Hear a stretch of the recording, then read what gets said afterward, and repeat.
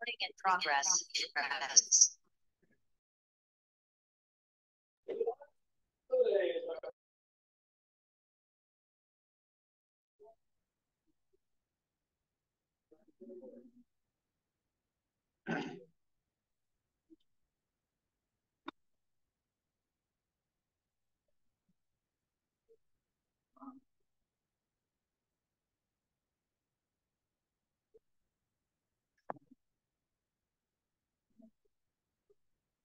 जय राधा माधव कुंज बिहारी जय राधा माधव कुंज बिहारी गोपीजन वल्लभ गिरिवरधारी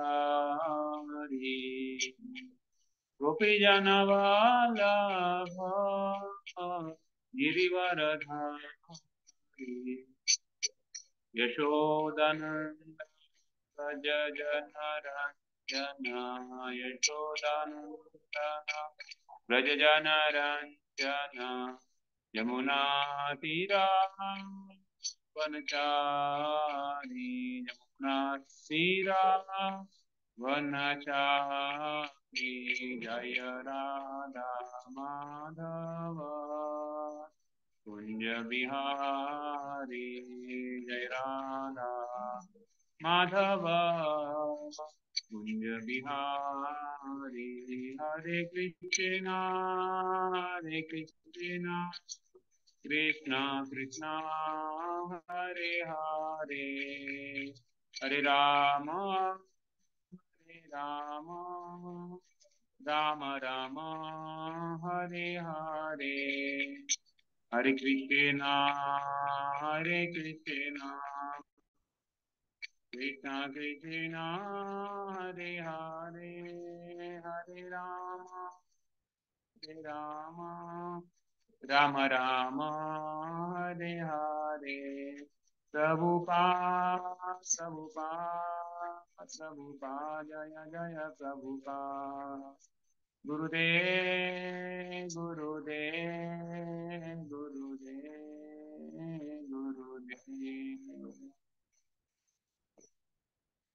श्री हरिनाम संकीर्तन की जय। हरे कृष्ण महामंत्र की जय। श्रील प्रभुपाद की जय। निताय गौर प्रेमानंदे हरि हरि बोल। ओम अज्ञानतिमिरन्धस्य ज्ञानाञ्जनशलाकया चक्षुरुन्मिलितं येन तस्मै श्रीगुरवे नमः। श्रीचैतन्य मनोभीष्टं स्थापितं येन भूतले स्वयं रूपः कदा मह्यं ददाति स्वपदान्तिकम्।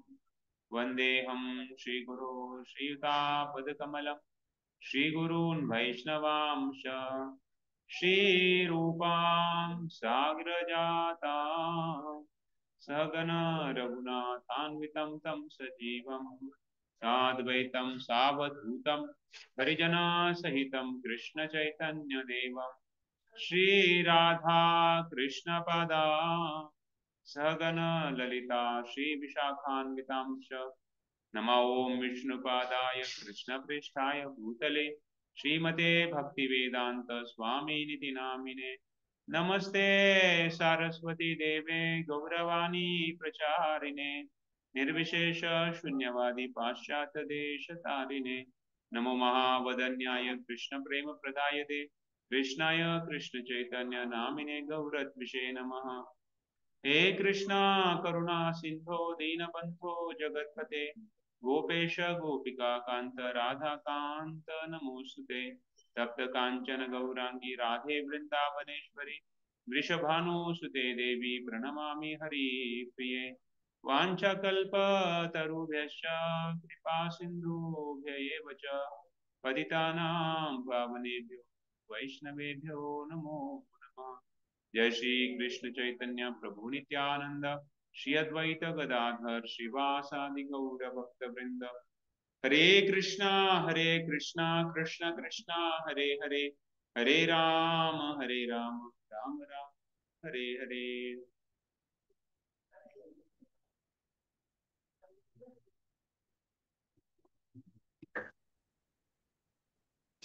हरे कृष्ण. भक्ती रसामृत सिंधू भक्ती योगाचे संपूर्ण विज्ञान षडगोस्वामी अष्टक 2 वृंदावनातील 6 गोस्वामींना समर्पण. नाना शास्त्र विचारण एक निपुण सधर्म संस्थापको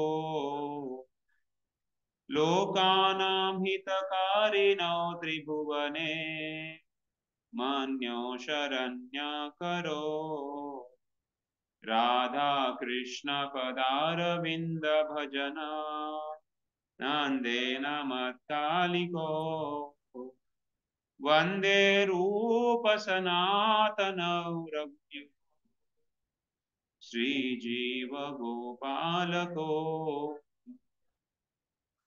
श्री सनातन गोस्वामी, श्री रूप गोस्वामी, श्री रघुनाथ भट्ट गोस्वामी, श्री रघुनाथ दास गोस्वामी, श्री जीव गोस्वामी, श्री गोपाल भट्ट गोस्वामी हे 6 गोस्वामी सर्व मानवांच्या हिताकरिता शाश्वत धर्मतत्वांची प्रस्थापना करण्याच्या हेतूने प्रकट झालेल्या शास्त्रांचा सखोल अभ्यास करण्यात तज्ञ होते.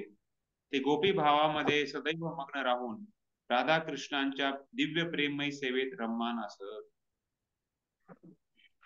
षड गोस्वामी पाद की जय. रूप गोस्वामी पाद की जय. श्री प्रभुपाद की जय.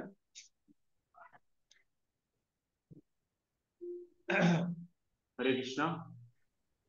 तर जस्ट चालू करायच्या अगोदर थोडं वाटलं की थोडं आपण रिव्हिजन करूया, कारण बरेच दिवस झालेत आपण वाचत राहिलोय, पण मागे काय पुढचं पाठ मागचं सपाट असं नको व्हायला. तर काही पॉइंट्स, महत्वाचे पॉइंट्स त्याच्याबद्दल थोडीस चर्चा करूया. तर पहिले 6 अध्याय आपण बघितले. नंतर आता जे आपण बघत आहोत तर साधना भक्ती. साधना भक्तीमध्ये खास करून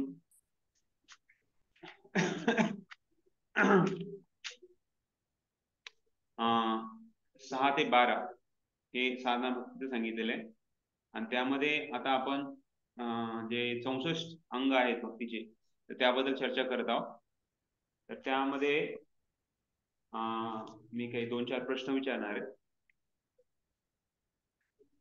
तर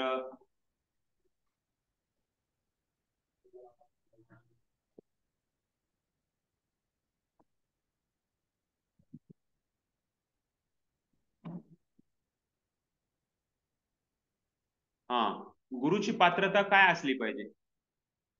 म्हणजे ऑफकोर्स खूप काही गोष्टी आहेत आपण बोलू शकतो, पण खास करून रूप गोस्वामींनी जे तत्व सांगितलं आहे, प्रभुपादांनी जे त्याला भाषांतर करून खूप चांगलं इलॉबरेट केलेलं आहे, तर त्या संदर्भात मी विचारत आहे. तर गुरुची पात्रता काय असली पाहिजे, कोणी सांगू शकतं?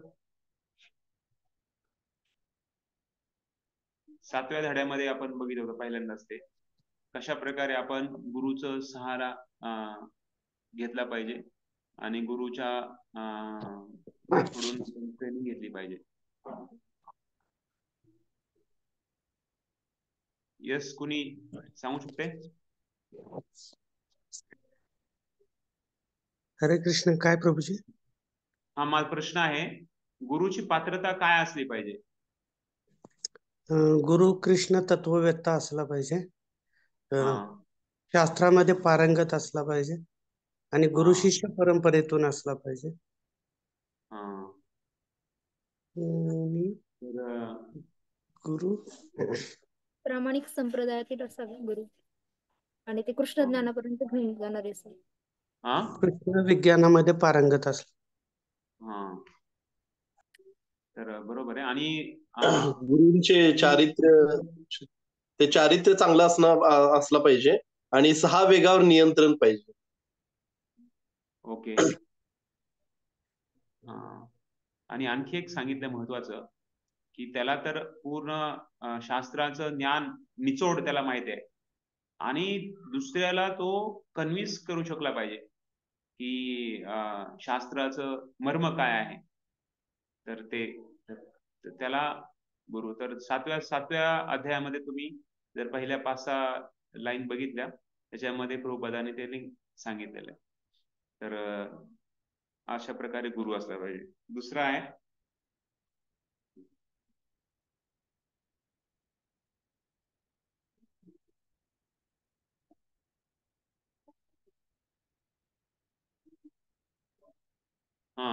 अशा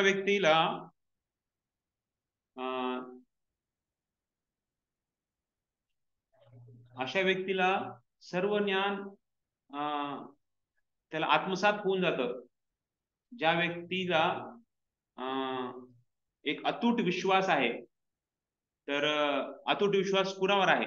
भगवंतावर आहे, शास्त्रावर आहे, गुरुवर आहे का साधूवर आहे? 4 ऑप्शन मी सांगितले. भगवंतावर. भगवंतावर. गुरु ओके, आणखी गुरु?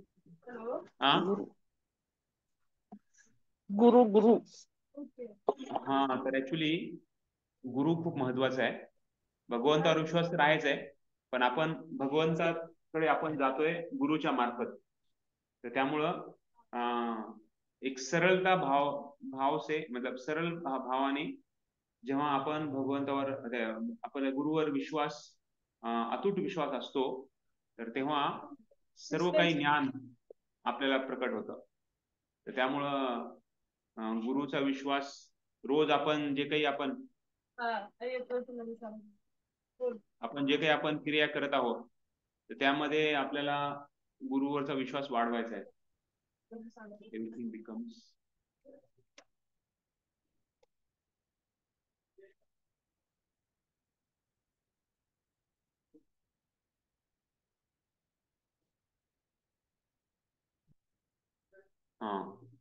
तर ऍक्च्युली दोन्ही पण आहे. भगवंत आणि गुरु दोन्ही पण आहे, फक्त गुरुचा नाही आहे. तर भगवंत आणि गुरु दोन्हीवरचा विश्वास वाढायला पाहिजे. तर ह्याची माहिती 7व्या अध्यायामध्येच दिलेली आहे. कशा प्रकारे गुरुकडून आपण दीक्षा घेतो आणि त्यांच्याकडून आपण शिक्षा पण घेतो. तर त्यामध्ये रूप गोस्वामी सांगतात की ज्या व्यक्तीचा अतूट विश्वास भगवान आणि गुरु यांच्यावर असतो, तर तेव्हा त्यांना सर्व काही ज्ञान प्रकट होत जातात. खूप सहजासहजी प्रकट होतात. तर अशा प्रकारे तर अनफ्लिंचिंग फेथ म्हणजे खूप अतूट विश्वास आपल्यावर वाढवायचा. जेव्हा आपण गुरुला सेवा करतो, गुरुची सेवा करणे म्हणजे डॅश डॅश सेवा केल्याप्रमाणे आहे. सर्व प्राणी मात्रांची, देवी देवतांची, मनुष्यांची आणि प्राणी पशु पक्ष्यांची, देवी देवतांची, सर्व देवी देवतांची सेवा केल्याप्रमाणे. आध्यात्मिक गुरूंची सेवा केल्यामुळे समस्त देवी देवतांची सेवा केल्याप्रमाणे. बरोबर आहे. तर ऍक्च्युली म्हणजे आपण जो आपला गुरु आहे तो भगवंताचा प्रतिनिधी आहे आणि फक्त गुरुला सेवा केलं तर सर्व देवी देवतांची सेवा होऊन जाते.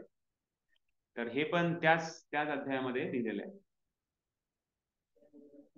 आपण एकादशी म्हणजे मुख्य महत्वाचा उद्देश काय आहे एकादशी आपण पालन करण्याचा? तर ऑप्शन आहेत: पैसे वाचवणे, स्वस्थ शरीर ठेवणे, शरीराची आवश्यकताला कमीत कमी करणे, कीर्तन किंवा अशा प्रकारचे कार्य करणे ज्याद्वारे आपण भगवंताची सेवा जास्तीत जास्त वेळ आपल्याला लागेल. कीर्तन, शारीरिक गरजांना कमीत कमी करणे. ऍक्च्युली हे ऑप्शन 1 किंवा 2 पण असू शकतात. असं नाही की एकच ऑप्शन आहे. 1 किंवा 2 पण ऑप्शन असू शकतात. बरोबर आहे. तो दोन्ही पण ऑप्शन आहे ऍक्च्युली. एक तर आपलं शारीरिक आवश्यकता कमीत कमी करणे आणि कीर्तन, जप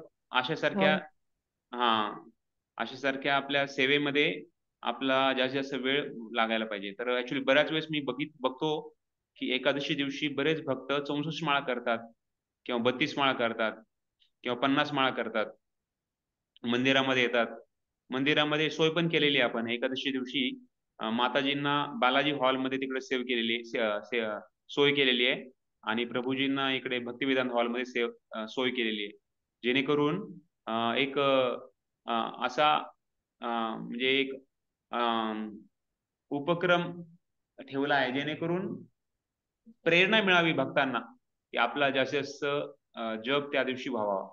तर आपण प्रयत्न करू शकतो. प्रभुपाद सांगायचे कमीत कमी 25 माळा गृहस्थांना, जरी जॉब असला तरी 25 माळा कमीत कमी एकादशी दिवशी केलं पाहिजे, कारण एकादशी आहे असं वाटलं पाहिजे. काहीतरी आपल्या रोजच्या रुटीन मध्ये काहीतरी वेगळं आहे. ऑफकोर्स आपण एकादशीचा उपवास असतो, आपण धान्य कडधान्य असे खात नाही, ते तर आहे, भगर किंवा राजगिरा किंवा अशा साबुदाणा खातो, ते तर आहे, पण आपल्या भक्तीमध्ये काहीतरी आपण थोडीशी वाढ केली पाहिजे. कारण एकादशी भकती जननी जतने पालन करी, तर एकादशी भकती जननी आई आहे आणि जतने पालन करी म्हणजे आपण त्याला वेळ देऊन आपली शक्ती देऊन त्याला पालन केलं पाहिजे. एकादशी खूप महत्वाची भक्तीसाठी, भक्ती जननी आहे, तर त्यामुळे आपण एकादशीला योग्य प्रमाणे त्याला पालन केलं पाहिजे. ठीक आहे.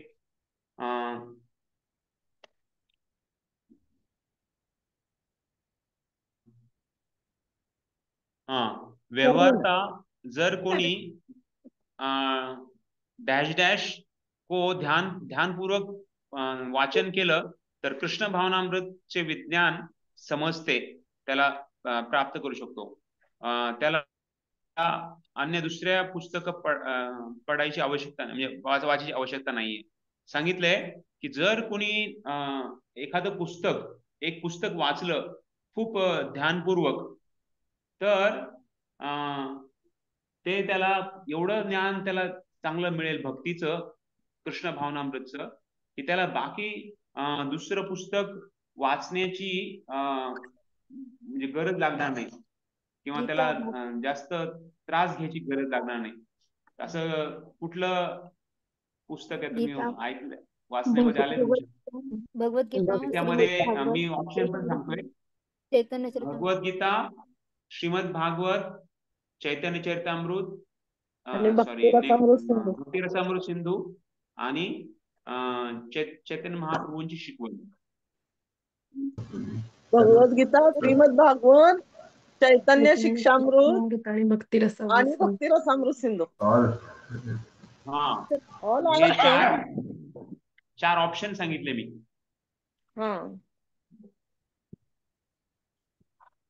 भक्ती रसामृत सिंधू, तर ऍक्च्युली चारी पण ऑप्शन आहेत. चारच म्हणतात काळजीपूर्वक वाचन. चारी पण सांगितले, प्रभुपादांनी लिहिले की भगवद्गीता, श्रीमद भागवत, चैतन्य महाप्रभूंची शिक्षा आणि भक्ती रसामृत सिंधू. तर या चार गोष्टी, चार पुस्तक जर आपण वाचले ध्यानपूर्वक, तर त्याच्यामध्ये सर्व भक्तीचं रहस्य गुडलेलं आहे. आपण कृष्ण भावनामृतचं काही जरी आपल्याला मर्म पाहिजे असेल तर त्या या चार पुस्तकामध्ये सर्व काही आहे. ऑफकोर्स आपण चैतन्य चरितामृत वाचतो कारण त्याच्यामध्ये आणखी भक्तांचे गुण आपल्याला प्रकट होतात, भक्तांचं आदान प्रदान काय आहे ते प्रकट होतं. पण भक्ती तत्व जे आहेत ना, ते ह्या चार पुस्तकावर आधारित आहे. तर गीता, भागवत, चैतन्य महाप्रभूंची शिकवण आणि भक्ती रसामृत सिंधू, हे चार पुस्तकं खूप महत्वाचे आहेत आणि प्रभुपादांनी त्याच्यावर खूप सुंदर टीका पण लिहिलेल्या आहे.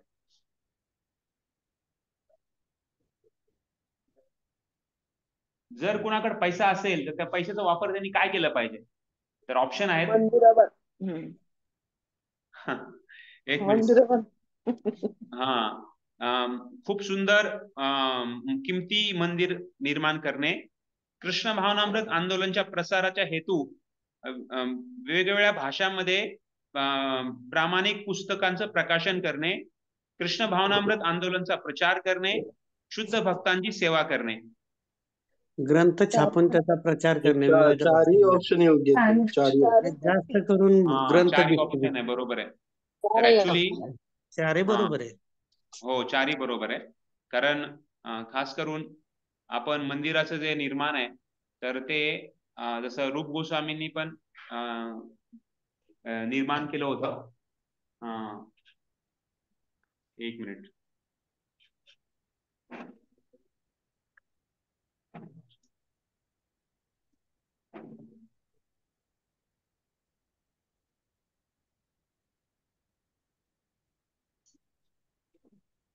तर ऍक्च्युली म्हणजे ऑफकोर्स वेगवेगळ्या संबंधामध्ये वेगवेगळ्या ठिकाणी जेव्हा प्रभुपाद वेगवेगळ्या भक्तांना पत्र लिहितात किंवा मार्गदर्शन करतात तेव्हा वेगवेगळे त्याचे उत्तर देतात. पण आपण या खास आपल्या पुस्तकामध्ये भक्तिरसम सिंधू मध्ये सांगितलेलं आहे की भक्ती सिद्धांत सरस्वती ठाकूर महाराज त्यांनी मला पुस्तक छापायला सांगितलं. त्यांनी सांगितलं जेव्हा तुम्हाला पैसा मिळेल तेव्हा मंदिराची स्थापना करायच्या ऐवजी तुम्ही जो पैसा आहे तो एक प्रामाणिक पुस्तक वेगवेगळ्या भाषांमध्ये कृष्ण भावनामृत प्रचार करण्यासाठी त्याचा वापर करा. तर हे पण तुम्ही 7व्या अध्यायामध्ये तुम्ही बघू शकाल. 7वा जो धडा आहे ना त्याच्यामध्ये प्रभुपाद लिहितात हे. तर उत्तर ह्याचं आहे की पैसा जो आहे तो ग्रंथांचा प्रचार करण्यासाठी वापरला पाहिजे. तर ऑफकोर्स ह्याच्यामध्ये मी सांगितल्याप्रमाणे की कुणी प्रचारासाठी वापरतंय कुणी त्याच्यासाठी. पण सांगायचा मेन उद्देश जो होता खास करून भक्तिरसम ठाकूरांचा की या ग्रंथांचा प्रचार होणे.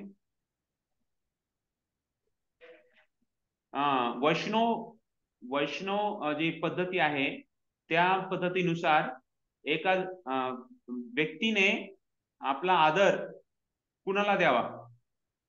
तर ऑप्शन आहे मुंगीला, भगवान शिवला, भगवान ब्रह्माला, ब्रह्मदेव किंवा कृष्ण.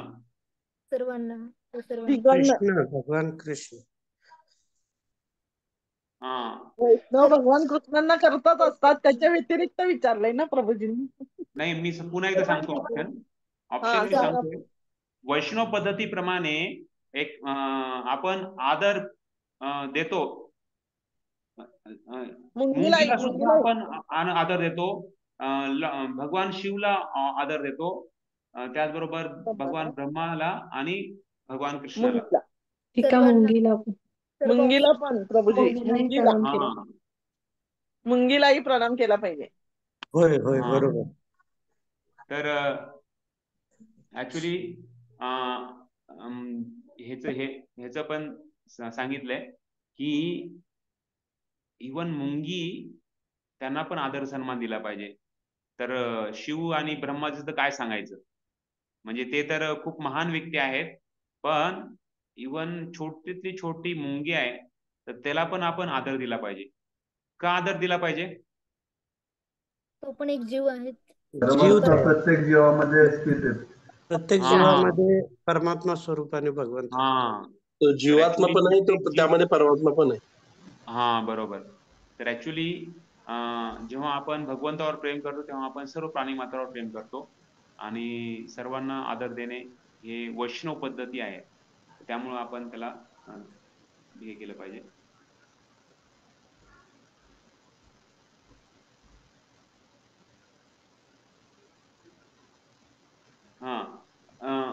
हरे कृष्ण कीर्तन सर्व पापांना नाश करते. पण जर कोणी भगवान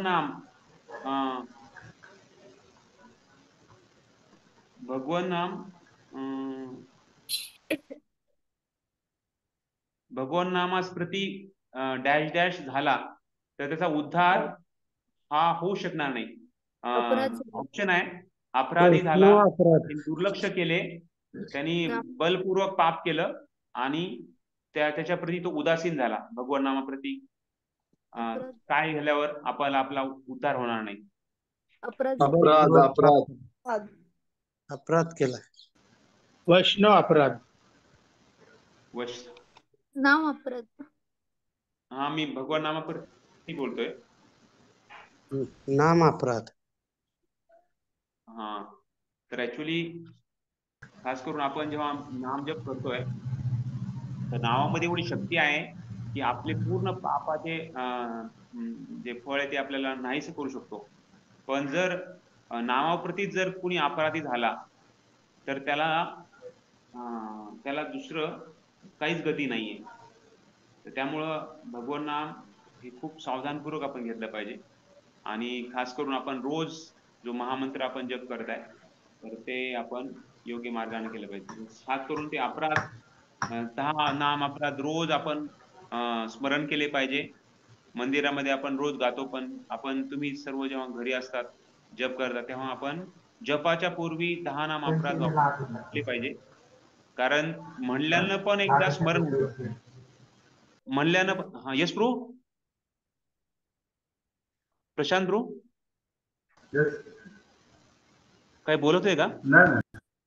हा, तर ते 10 नाम अपराध रोज आपण स्मरण केले पाहिजे, जेणेकरून त्या स्मरणाने आणि बोलल्यानं ते आपल्याला मनातलं ते बिंबील आणि रोज आपण म्हटल्यानं ते आपल्याला स्मरणात होईल. तर त्यामुळं 10 नाम अपराध आपण टाळले पाहिजे भक्तीला पोषक होण्यासाठी.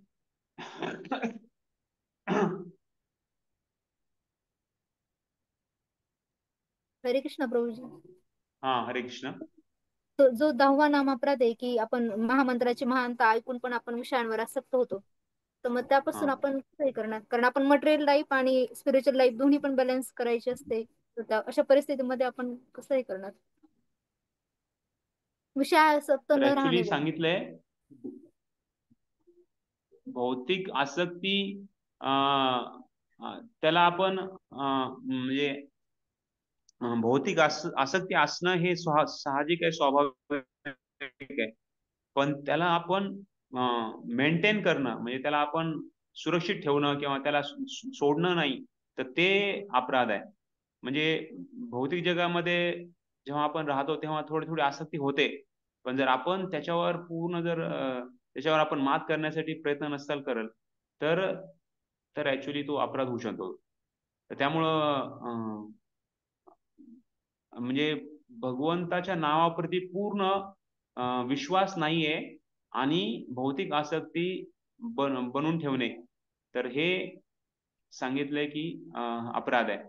तर त्यामुळं आपण खास करून जेव्हा हरिनामाचं महत्व आपण ऐकतो, हरिनामाची महिमा श्रवण करतो किंवा पठन करतो, वाचतो, तर तेव्हा आपल्याला हरिनामाचं महत्व कळते आणि त्याच्यावर विश्वास आपल्याला वाढतो. कारण कुठलीही गोष्ट आहे, जसा एखादा पंतप्रधान आलाय आणि आपल्या शेजारी बसलाय किंवा एखादा मंत्री आहे तो आपल्या शेजारी बसलाय, तर आपल्याला नाही कळणार. पण जेव्हा तो व्यक्ती कोण आहे आणि त्याची कार्य काय आहेत, त्याची महानता काय आहे, तर ते ऐकतो किंवा दुसरे व्यक्ती आपल्याला सांगतात, तेव्हा मग आपल्याला त्याच्याबद्दलचा महत्व किंवा त्याच्याबद्दलचं कळतं. त्याचप्रमाणे आपण रोज नामजप घेत आहेत, पण त्याचं एवढं आपल्याला महत्व कळालं नाहीये. तर त्यामुळे त्याच्यावरचा विश्वास आपल्याला पूर्ण वाढवायचा आहे आणि खास करून आसक्तीला, या भौतिक आसक्तीला कमी करायचा आहे. भौतिक आसक्ती कमी केव्हा होईल? जेव्हा आपण गुरुच्या प्रती आसक्ती वाढेल आणि भगवंताच्या भक्तांप्रती आसक्ती वाढेल, तर स्वाभाविक या भौतिक जगामध्ये आसक्ती कमी होईल. तर त्याला एकच ऑप्शन आहे, म्हणजे जेव्हा आपण पॉझिटिव्ह वाढवतो तेव्हा निगेटिव्ह ऑटोमॅटिकली कमी होतं. तर ग्लासमध्ये जेव्हा आपण शुद्ध जळ टाकतो तेव्हा ऑटोमॅटिक जे पहिलं जे होतं अशुद्ध ते निघून जातं. त्यामुळे टाकत राहायचं, आपल्याला टाकत राहायचं जेणेकरून एक दिवस असा येईल की ते पूर्ण शुद्ध होऊन जाईल. तर त्यासाठी रोज नित्यनियमानं आपल्याला हे भक्ती करत राहायचं आहे. हरे कृष्ण. थँक्यू प्रभूजी. संकीर्तन म्हणजे काय? सर्वांसमवेत केलेले कीर्तन. हा, बरोबर. त्याच्यानंतर शुद्ध भक्तों को दया से कुछ भी मांगना नहीं चाहता. प्रत्युत डैश शुद्ध भक्तों की प्रार्थना करने के लिए उत्सुक रहते हैं. ठीक आहे. तर आणखी एक प्रश्न आहे आणि त्याच्यानंतर आपण चालू करूया आपलं हे. तर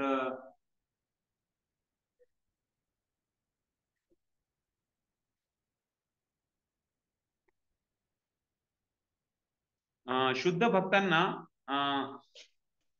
डॅश डॅश कडून काही मागायचं नसतंय. एवढंच नाही तर डॅश डॅश हे शुद्ध भक्तांना प्रार्थना करतात आणि म्हणजे प्रार्थना करण्यासाठी ते उत्सुक असतात.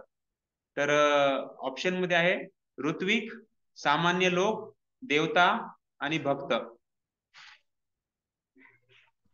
देवता आणि भक्त. शुद्ध भक्तों को डैश से कुछ भी मांगना नहीं रहता. हाँ, भक्त ही शुद्ध भक्तों की प्रार्थना करने के उत्सुक रहते हैं. हाँ, तर शुद्ध भक्तांना कोणाकडून काही पण मागायचं नाहीये. त्याच्यामध्ये ऑप्शन आहे ऋत्विक, सामान्य व्यक्ती, देवता आणि भक्त. देवी देवता. शेवटचा प्रश्न आहे.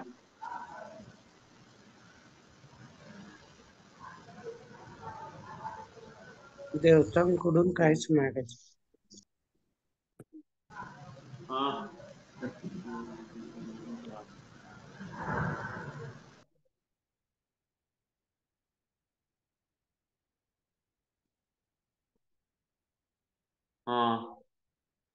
तर सांगितलंय ऍक्च्युली देवतांचं उदाहरण सांगितलंय की शुद्ध भक्तांना देवतांकडून काही मागायची इच्छा नसते. उलट देवता हे शुद्ध भक्तांकडून प्रार्थना करत असतात. शुद्ध भक्तांना प्रार्थना करत असतात. तर 9व्या अध्यायामध्ये हा पॉइंट आहे.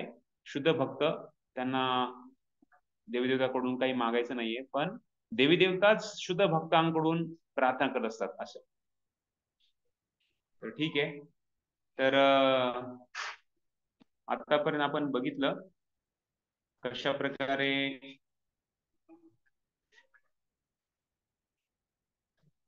संकीर्तन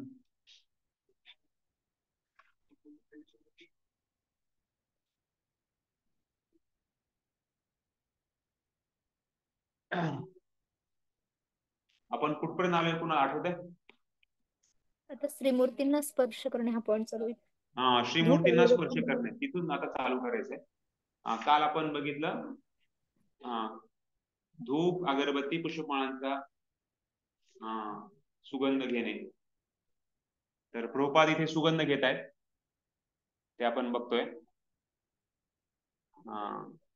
प्रभुपादांना रोज जिथे जाते तिथे चंदन लावणे, माळ देणे भगवंताची आणि भगवंतांना ऑफर केलेलं पाणी देणे, त्याचबरोबर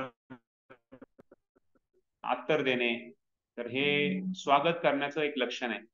आपल्या घरी पण जेव्हा कोणी भक्त येतात, खास करून गुरु किंवा महान भक्त येतात, तर तेव्हा आपण असा सत्कार त्यांचा स्वागत करू शकतो. आणि त्यानंतर सांगितलंय कशा प्रकारे आपण श्रीमूर्तींना स्पर्श करणे. इथे आपण बघतोय प्रभुपाद कसे मूर्तींना स्पर्श करत आहेत. ठीक आहे. कुणी प्रशांत वाचण्यासाठी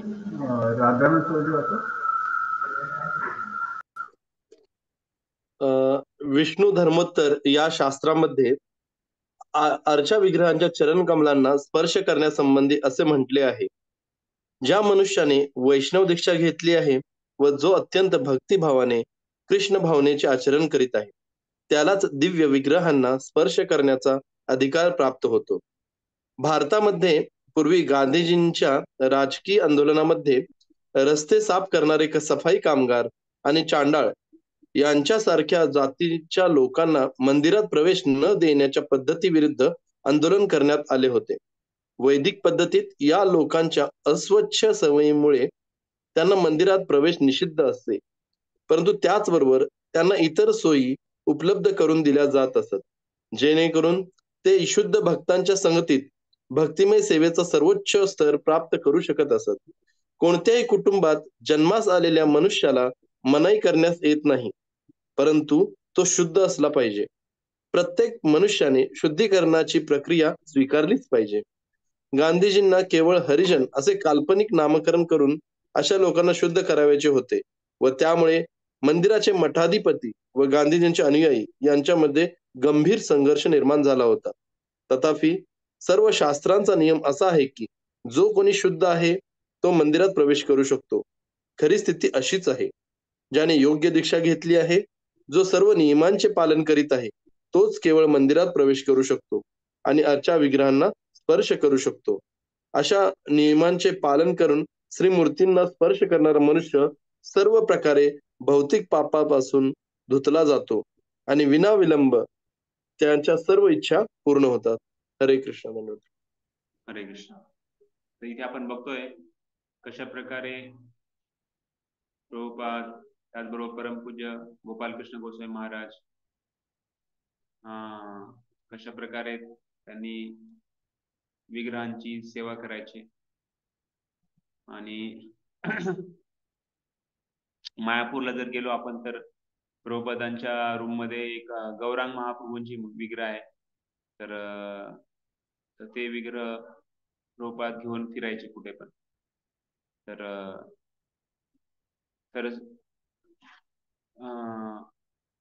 आता जर आपला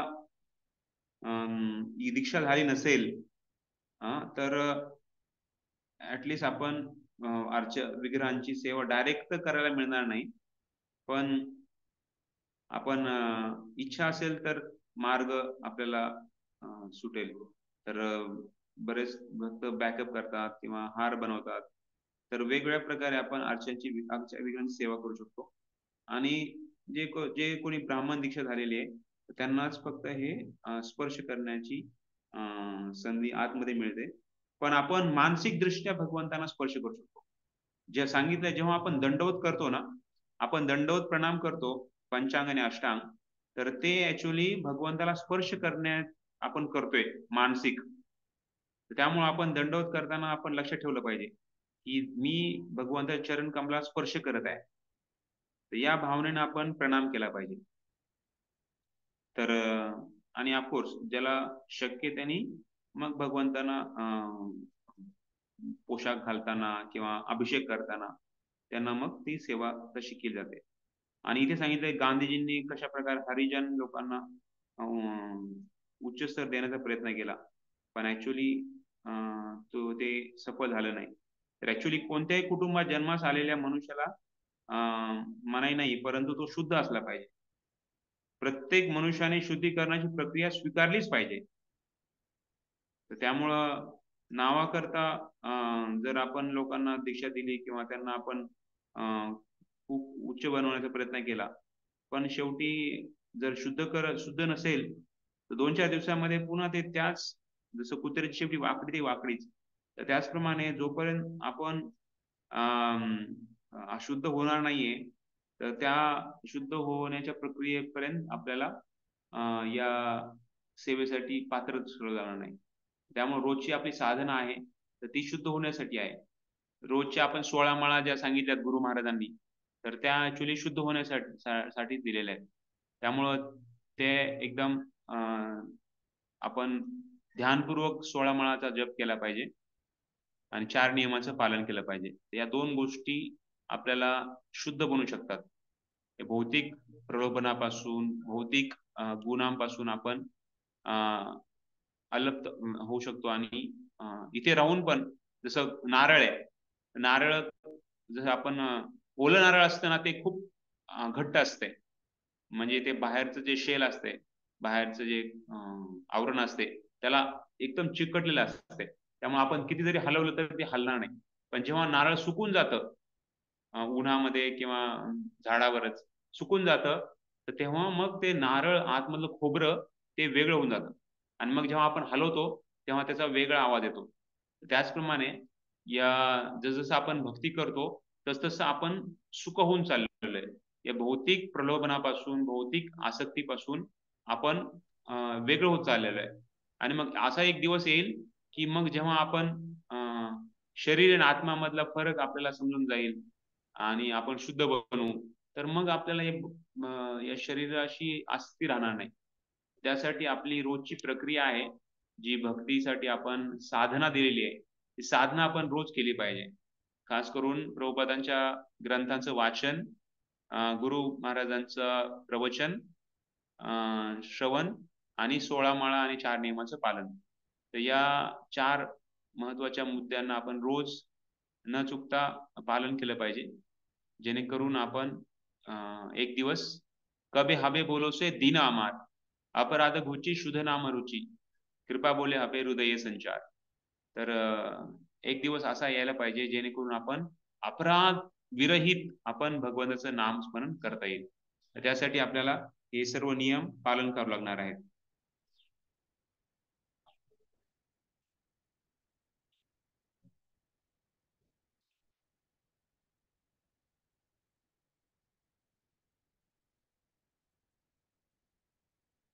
हाँ येस प्रभु. श्री विग्रह दर्शन. सोनाली जगदाळे मात्र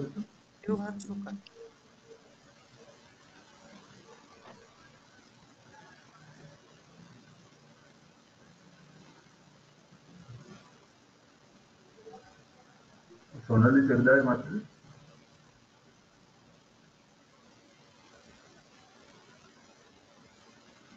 सेवाप्रेमी मात्र जातात.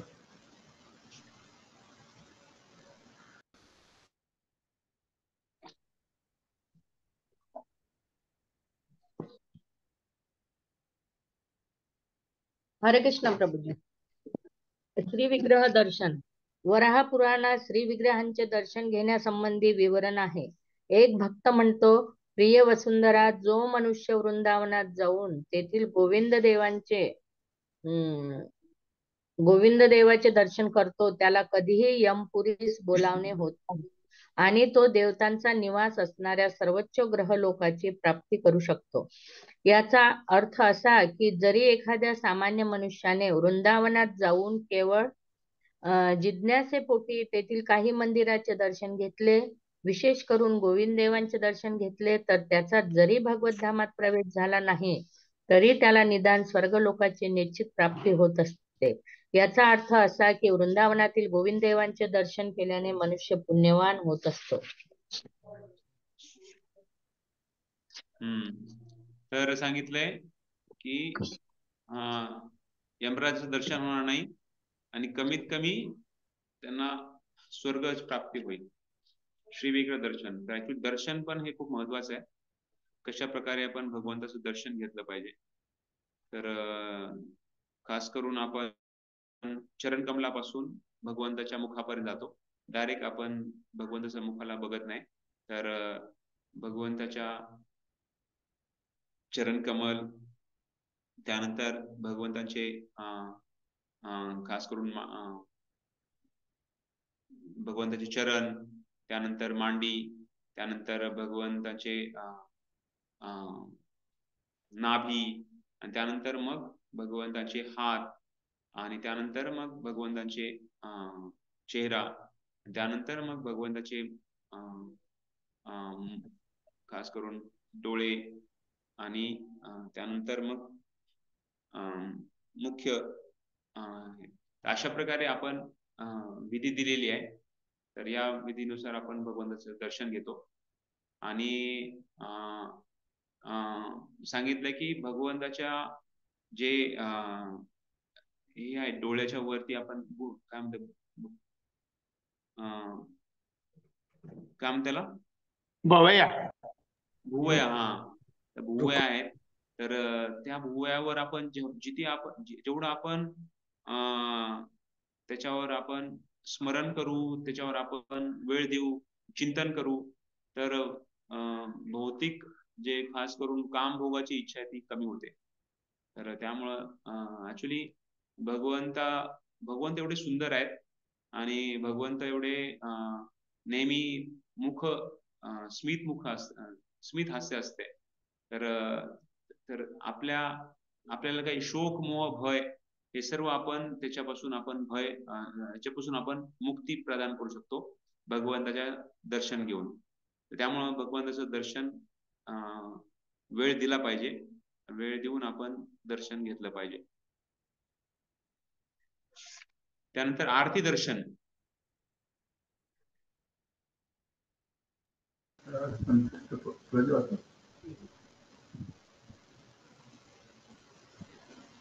संतुष्ट मुकुंद प्रभू. हरे कृष्ण. आरती दर्शन. स्कंद पुराणात श्री विग्रहांच्या आरतीच्या दर्शनाच्या पुण्याई संबंधी असे म्हटले आहे, आरती होत असताना जर एखाद्याने श्रीमुखाचे दर्शन घेतले तर तो कोट्यावधी वर्षाच्या अनेक पापामधून मुक्त होतो. तो अगदी ब्रह्महत्या किंवा तत्सम पापापासूनही मुक्त होऊ शकतो. आम्ही आधी सांगितल्याप्रमाणे भगवंतांच्या संतुष्टीसाठी अनेक उत्सव साजरे केले जातात. ते याप्रमाणे आहेत: जन्माष्टमी, रामनवमी, प्रमुख वैष्णवांची आविर्भाव तिथी, झुलन यात्रा किंवा डोल यात्रा. या सर्व उत्सवात श्रीमूर्तींना एका रथात ठेवले जाते आणि शहरातील विविध भागांमध्ये हा रथ घेऊन जाण्यात येतो. त्यामुळे लोकांना विग्रहांच्या दर्शनाचा लाभ होऊ शकतो. भविष्य पुराणात असे म्हटले आहे, अशा उत्सवांमध्ये एका चांडाळाने जरी केवळ जिज्ञासेपोटी रथात आरूढ असलेल्या विग्रहांचे दर्शन घेतले तरी तो विष्णूंचा पार्षद होण्यास पात्र होतो. अग्निपुराणात असे म्हटले आहे की जो मनुष्य मंदिरातील श्रीमूर्तींची पूजा पाहून प्रसन्न होतो तो पंचरात्रात वर्णन केलेल्या क्रियायोग या पद्धतीचे फळ प्राप्त करतो. क्रियायोग ही मूलतः भक्ती योगासारखीच एक अभ्यास करण्याची पद्धती आहे, परंतु विशेष करून ती ध्यान योग्यांसाठी सांगण्यात आलेली आहे. यातील भाव असा आहे की या पद्धतीचे क्रमशः अवलंबन केल्यानंतर ध्यान योगी देखील शेवटी भगवत भक्तीच्या स्तरावर प्रगत होत असतात. हरे कृष्ण. हरे कृष्ण. तर मंदिरामध्ये बरेच लोक येतात, तर ते सारखं म्हणजे त्यांना सारखी विचारपूस करतात आरती किती वाजता असते. त्यामुळे आता बोर्ड पण आपण लावलेला आहे आरतीचं टायमिंग. तर ऍक्च्युली आरती बघण्यासाठी खूप लोकांची भावना असते. तर आता इथे आपण आज वाचतोय किती महत्व आहे आरतीचं दर्शन घेणं. म्हणजे जरी पुजारी आरती करत असेल पण आपण ते निहारलं, आरती निहार केली किंवा आरतीचं दर्शन केलं तरी आपल्याला तेवढाच बेनिफिट किंवा त्याचा तेवढा आपण फायदा मिळतो जेवढा पुजाऱ्याला आरती करण्यामध्ये मिळतो. पुजारी हा एक प्रतिनिधी आहे पूर्ण समाजाचा, पूर्ण आपल्या समुदायाचा, जो भगवंताची आरती करत आहे पुढे जाऊन. पण आपण बघितल्यानं आपल्याला तेवढाच फायदा मिळतो. त्यामुळं त्या आरतीच्या वेळीस म्हणजे तिथे असणे, उभे राहणे, प्रार्थना करणे, कीर्तनामध्ये भाग घेणे, तर हे खूप महत्वाचे विधी सांगितलेले आहेत. तर आरती दर्शन हा पण खूप महत्वाचा अंग आहे आपल्या भक्तीचा प्रगती करण्यासाठी. इथे खूप सुंदर सांगितलेलं आहे का स्कंद पुराणामध्ये त्याचं महत्व सांगितलंय की कोट्यावधी वर्षाच्या अनेक पापामधून मुक्त होऊन जातो. एवढंच नाही तर ब्रह्महत्या किंवा अशा सारख्या पापापासून पण मुक्त होऊ शकतो. तर हे फक्त दर्शन घेतल्यानं, आरतीचं दर्शन घेतल्यानं. त्यामुळे आरती करताना तिथे आपण योग्य भावनेनं आपण आरतीचं दर्शन घेतलं पाहिजे. चेतना महत्वाची असली पाहिजे. आणि बरेच लोकांना मंदिरात यायला वेळ नाहीये, तर त्यामुळं आपल्या संस्कृतीमध्ये एवढी पवित्र संस्कृती आपली की बऱ्याच मंदिरामध्ये आज पण रोज संध्याकाळी शोभायात्रा असते.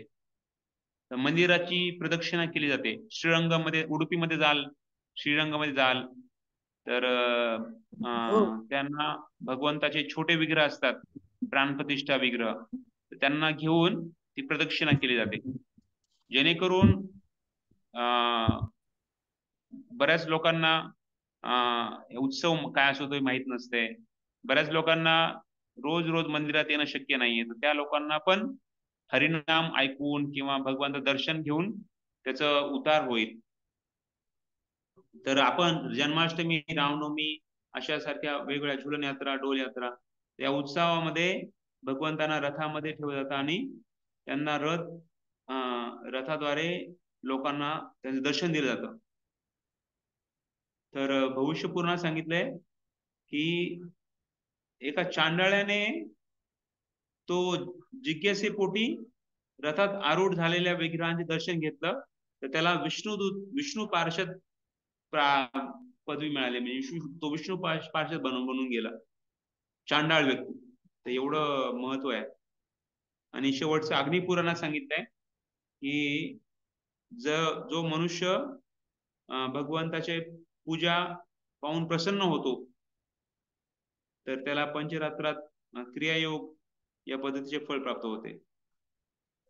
तर सांगायचा उद्देश एकच आहे की आपण आरती निहारली पाहिजे म्हणजे त्याचं दर्शन घेतलं पाहिजे. वेगवेगळे भगवंतांना जे भोग अर्पण होत आहेत आरतीच्या रूपामध्ये, तर त्याचं दर्शन हे खूप पवित्र आहे. तर भगवंताचं दर्शन घेणे कशा प्रकारे बघा, प्रभुपाद पण दर्शन घेत आहेत भगवंताचं सुंदर दर्शन. श्रीमूर्ती ईक्षणम म्हणजे भगवंताचे दर्शन घेणे.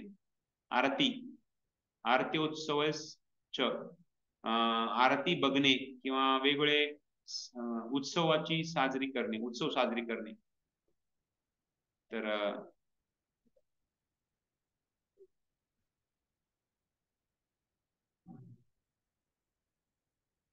तर आताच आपण दामोदर महिना साजरा केला. दामोदर महिन्यामध्ये वेगवेगळे असे उत्सव, खूप महत्वाचे उत्सव असतात, आणि खास करून तो दीपोत्सव आहे, ज्याच्यामध्ये भगवंतांचे दर्शन पूर्ण दीप लावून दाखवलं जातं, लाईट पूर्ण बंद करून. किंवा गंगा आरती असते, यमुना आरती असते, तर त्या आरतीमध्ये संध्याकाळी खास करून लोक तिथे समावेश होतात आणि त्याचं ते पवित्र ज्या समारंभ चालला त्याच्यामध्ये स्वतःला पवित्र करून घेतात. तर अशा प्रकारे तर हा आहे अध्याय 9वा. आणि त्याच्यानंतर अध्याय 10वा, श्रवण आणि स्मरणाचे विधी. तर हा 10वा अध्याय खूप महत्वाचा आहे, कारण भक्तिलता ही आपली भक्तिलता जी आहे तर ती लता आहे. लता म्हणजे वेल. जसा आपण बघतो ना, वालाच्या शेंगाचा वेल असतो किंवा वेगवेगळ्या शेंगा असतात त्याचा वेल असतो, तर तो स्वतः उभा राहू शकत नाही. त्याला कशाची तरी झाडाची किंवा आडोशाची मदत असते, भिंतीची मदत लागते. तर ज्याचा तो सहारा घेतो त्याच्यावर तो वाढतो. तर वेल खूप कमकुवत आहे, कधी पण तो पडून जाईल किंवा जमिनीवरच तो वाढेल. पण जेव्हा त्याला आपण वेगळं कुंपण देतो, वेगळा सहारा देतो, आणि ज्याच्या प्रकार जसा आपण त्याला बनवतो तसं तो बनतो. त्यामुळं तसंच आपल्याला सांगितलंय भक्ती लता आहे. आपली पण ही भक्ती ही एक रोपट्यासारखी आहे, छोटी आहे, आणि श्रवण कीर्तन स्मरण याद्वारे त्याला आपण वाढवत असतो.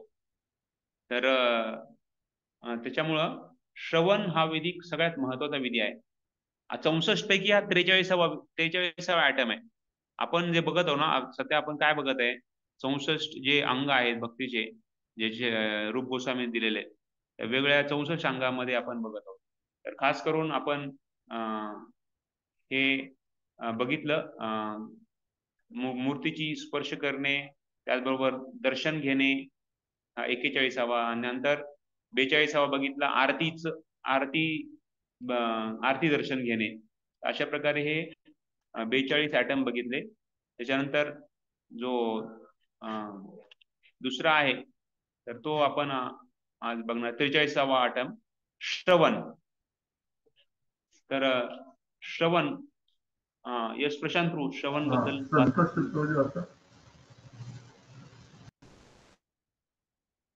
हरी बोल. वाचू का? कृष्ण भावनेचा व भक्तिमय सेवेचा प्रारंभ श्रवण क्रियेने होत असतो. सर्व लोकांना भक्तांच्या संगतीत येऊन श्रवण करण्याची संधी प्राप्त झाली पाहिजे. ही श्रवणाची प्रक्रिया कृष्ण भावनेमध्ये प्रगती करण्यासाठी अत्यंत महत्वपूर्ण समजली जाते. ज्यावेळी एखादी व्यक्ती आपल्या कानाचा सदुपयोग करून दिव्य शब्दध्वनीचे स्वागत करते, त्यावेळी त्वरितच तिचे हृदय शुद्ध व स्वच्छ होते. भगवान श्री चैतन्य महाप्रभूंनी या श्रवण विधीस अत्यंत महत्व दिलेले आहे. श्रवणाची प्रक्रिया बद्ध जीवाचे हृदय स्वच्छ करते, जेणेकरून तो भक्तिमय सेवेत प्रवेश करण्यासाठी आणि कृष्ण भावनामृत समजून घेण्यासाठी त्वरितच पात्र होऊ शकतो. गरुड पुराणात श्रवण करण्याच्या प्रक्रियेचे महत्व सांगताना अतिशय सुंदर उदाहरण दिलेले आहे. तेथे असे म्हटले आहे, भौतिक जीवनातील बद्ध जीवांची अवस्था सर्पदंशामुळे बेशुद्ध पडलेल्या माणसाच्या अवस्थेप्रमाणे असते. त्याचे कारण असे की बेशुद्धपणाच्या या दोन्ही अवस्था मंत्रांच्या ध्वनी ऐकून संपुष्टात येऊ शकतात. सर्पदंश झाल्यावर मनुष्य लगेच मरत नाही, तर प्रथम बेशुद्ध होतो व त्याच अवस्थेत काही वेळ पडून असतो. भौतिक जगात राहणारा प्रत्येक मनुष्य देखील अशाच प्रकारे निद्रिस्त अवस्थेत असतो, कारण त्याला आपले मूळ स्वरूप किंवा आपले मूळ कर्तव्य आणि भगवंताशी असणारा आपला संबंध याविषयी पूर्ण अज्ञान असते. म्हणून भौतिक जीवन म्हणजे ब्रह्माच्या सर्पाने दंश केलेली अवस्था असते आणि परिणामता तिच्यामध्ये कृष्ण भावनेचा अभाव असल्यामुळे ती जवळजवळ मृतप्राय अवस्था समजली जाते. सर्पदंशामुळे मृतप्राय झालेला असा मनुष्य मंत्रोच्चाराद्वारे पुन्हा जिवंत केला जाऊ शकतो. अशी किमया करून दाखवणारे अनेक निष्णात मांत्रिक असतात. त्याचप्रमाणे हरे कृष्ण कृष्ण कृष्ण हरे हरे, हरे राम राम राम हरे हरे हा महामंत्र ऐकून एखाद्याला भौतिक जीवनाच्या मृत अचेतन अवस्थेतून पुन्हा कृष्ण भावनेत आणता येते. श्रीमद भागवतात 4.29.40 सुखदेव गोस्वामींनी भगवत लीला श्रवणाचे महत्व परीक्षितांना पुढील प्रमाणे सांगितले आहे.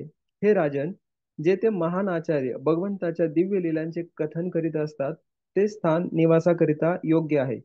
मनुष्याने त्या ठिकाणी राहून त्या महापुरुषांच्या मुखचंद्रातून वाहणाऱ्या अमृतधारेचे आपल्या कर्णाद्वारे पान केले पाहिजे. जो कोणी उत्सुकतेने अशा दिव्य ध्वनीचे श्रवण करतो, तो भौतिक क्षुधा, तृष्णा, भय, शोक तसेच भौतिक अस्तित्वातील भ्रमापासून निश्चितच मुक्त होऊ शकतो. श्री चैतन्य महाप्रभूंनी श्रवणाच्या या पद्धतीची अशी शिफारस केली आहे की वर्तमान कलियुगात आत्मसाक्षात्काराकरिता श्रवण हा एक महत्वपूर्ण उपाय आहे. पूर्वीच्या युगातील नियमांचे पालन करून त्यानुसार वेदाध्ययन करणे वर्तमान युगात अत्यंत कठीण आहे. तथापि जर एखाद्याने महान भक्त व आचार्यांनी उच्चारलेल्या शब्दध्वनीचे श्रवण केले, तर केवळ तो एकमेव विधीच त्याला भौतिक प्रदूषणापासून मुक्त करू शकतो. म्हणून चैतन्य महाप्रभूंनी अशी शिफारस केली आहे की मनुष्याने केवळ अधिकृत भगवत भक्ताकडूनच श्रवण करावे, कारण त्याने पेशवाईक अथवा धंदेवाईक लोकांकडून श्रवण केले तर त्याला लाभ होणार नाही.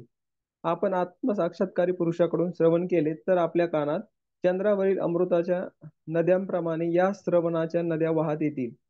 भगवद्गीतेत सांगितल्याप्रमाणे एखाद्या भौतिकवादी व्यक्तीला जर भौतिक वस्तूविषयी असलेली उत्कंठा सोडून द्यावयाची असेल, तर ते केवळ कृष्ण भावनेत स्थित झाल्यावरच शक्य होते. जोपर्यंत एखाद्याला श्रेष्ठ रस प्राप्त होत नाही, तोपर्यंत तो निकृष्ट रस प्रदान करणारी कार्य सोडू शकत नाही.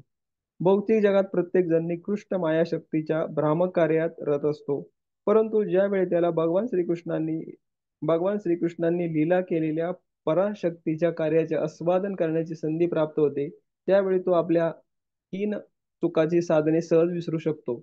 कुरुक्षेत्राच्या युद्धभूमीवर भगवान श्रीकृष्णाने अर्जुनाला दिलेला उपदेश म्हणजे भौतिकवादी व्यक्तीच्या दृष्टीने केवळ दोन मित्रांमधील संभाषणच असते. परंतु वास्तविक ती तर भगवान श्रीकृष्णांच्या मुखातून प्रवाहित होणारी अमृताची नदीच आहे. अर्जुनाने अशा ध्वनीचे आपल्या कानांद्वारे स्वागत केले आणि अशा प्रकारे तो भौतिक समस्यांच्या सर्व भ्रमापासून मुक्त झाला. श्रीमद भागवतातील 12.3.15 या श्लोकात असे म्हटले आहे, उत्तम श्लोक ज्याची स्तुती दिव्य शब्दध्वनीने केली जाते. भगवान श्रीकृष्णांच्या शुद्ध भक्तीची अभिलाषा असणाऱ्याने नित्य निरंतर त्यांच्या दिव्य गुणांचे व चरित्राचे श्रवण केले पाहिजे. त्यामुळे त्याच्या हृदयातील सर्व अमंगल गोष्टींचा नाश होऊ शकतो. हरे कृष्ण. हरे कृष्ण. धन्यवाद. तर श्रवण कशाचं श्रवण? श्रवण भगवंताचं नाम, रूप, गुण आणि लीला. तर याचं श्रवण हे खूप महत्वाचं आहे. जसं आपण सकाळी उठतो तर उठायच्या वेळेस आपण, रात्री झोपायच्या वेळेस आपण अलार्म लावतो, घडी लावतो, जेणेकरून आपण झोपलेलो असतो. त्या झोपलेल्या सुप्त अवस्थेमध्ये आपल्याला जागृत अवस्था व्हायची आहे. तर त्यासाठी आपण अलार्म लावतो आणि अलार्मचा आवाज जेव्हा येतो लगेच आपण उठून जातो. तर त्याचप्रमाणे या भौतिक जीवनात बद्ध झालेल्या जीवात्म्याची अवस्था ही सर्पदंशामुळे बेशुद्ध पडलेल्या माणसाच्या अवस्थेप्रमाणे आहे. तर आपण इथे सुप्त अवस्थेमध्ये आहे, आपण भौतिक बद्ध अवस्थेमध्ये आहे. त्यामुळं ज्याप्रमाणे अलार्मचा आवाज आपल्याला या भौतिक भौतिक जीवनात आपण जे झोपलेले आपलं शरीर त्याला जागृत करतं, त्याचप्रमाणे आध्यात्मिक आवाज, गुरुचा आवाज, साधकांचा, भक्तांचा आवाज किंवा शास्त्राचा आवाज, तो आपल्याला या भौतिक जगामध्ये आपण जसं आपण आत्मा आहोत आणि आपण विसरून इथे आपण आलेलो आहोत आणि इथे आपण जन्मोजन्मी आपण इथं काढलेलं आहे. तर या अवस्थेमध्ये आपल्याला हा भगवंताचा प्रतिनिधीचा आवाज तोच आपल्याला जागृत करू शकतो. त्यामुळं हा आध्यात्मिक गजर आहे. भौतिक गजर आपल्याला हे शरीराला उठवतो, आध्यात्मिक गजर हा आपल्या आत्म्याला उठवतो. आणि तो आध्यात्मिक गजर काय आहे? हरे कृष्णा कृष्णा कृष्णा हरे हरे, हरे राम राम राम हरे हरे. हरे राम नामजप जो आहे ना, राम राम. तो नामजप आपल्या आध्यात्मिक खास करून आत्म्याला उठवतो, जसं आपला गजर भौतिक या शरीराला उठवतो. त्यामुळे श्रवण खूप महत्वाचं आहे. इथे आपण बघतोय बघा कसं श्रील प्रभुपाद कथा करत आहेत आणि सर्व त्यांचे भक्त आहेत. आता हे सगळे जास्त करून बघितलं तर हे सगळे पाश्चात्य देशातले भक्त आहेत, पण त्यांनी सगळं सोडलं आणि प्रभुपादांसाठी काही करायला तयार होते. एकदा जन्माष्टमी होती, न्यू वृंदावन मध्ये रात्री 12 वाजेपर्यंत फेस्टिवल चालला, सगळे लोक आले होते, त्यांचा पाहुणचार झाला, सगळं झालं. आणि 12 वाजता श्रील प्रभुपाद कृष्ण ग्रंथ वाचायला चालू केला, कृष्ण पूर्ण पुरुषोत्तम भगवान. तर पहिल्यांदा जसं त्यांनी वाचन चालू केलं तर प्रभुपाद ऐकत होते, सर्व भक्त आपले बसले होते, ते पण ऐकत होते, पण श्रील प्रभुपाद स्वतः ऐकत होते. सगळ्यांना पहिली गोष्ट आश्चर्य झाली की कस काय हा लेखक स्वतःचं पुस्तक ऐकण्यामध्ये एवढा आतुर आहे, श्रवण करण्यामध्ये एवढा आतुर आहे. तर पहिला अध्याय आहे भगवान कृष्णाचा जन्म, अवतार. भगवान कृष्ण इथे अवतार घेतात, तर त्याच्याबद्दल वाचन चालू झालं. आणि त्यानंतर अशा प्रकारे पहिला अध्याय संपला. सगळे मोठ्याने म्हणायला लागले जय प्रभुपाद. सगळ्यांना वाटलं की आता संपलं आता, कारण 12 वाजता चालू केले वाचन करायला, 12:30 वाजले आता. आणि सगळे जन्माष्टमी असल्यामुळे सगळे जण उपाशी आहेत सगळ्यांनी उपवास केलेला आहे. तर आता 12 वाजता उपवास तोडायचा असतो. तर अभिषेक झाला होता, सगळं झालं होतं, सगळं रेडी होतं उपवास तोडायला. पण प्रभुपाद म्हणे आपण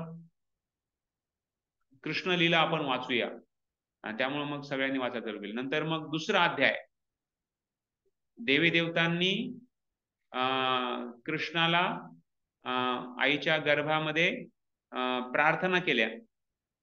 हा दुसरा अध्याय. जेव्हा दुसरा अध्याय चालू केला तेव्हा त्यांच्या प्रार्थना संपतच नव्हत्या. तर सगळे भक्त मनातल्या मनात म्हणत होते, अरे देवी देवता, बास झाला, आता तुमच्या प्रार्थना खूप झाल्या, आम्हाला आमच्या पोटामध्ये कावळे वाढायला लागलेत, तर तुमची प्रार्थना थोडं कमी करा, असं महाराज सांगतात. जोक करताना महाराज राधाराम महाराज सांगतात. तर देवी देवतांच्या प्रार्थना खूप म्हणजे त्यांनी प्रार्थना ज्या गायल्या होत्या त्या सर्व तिथे दुसऱ्या अध्यायामध्ये आहेत.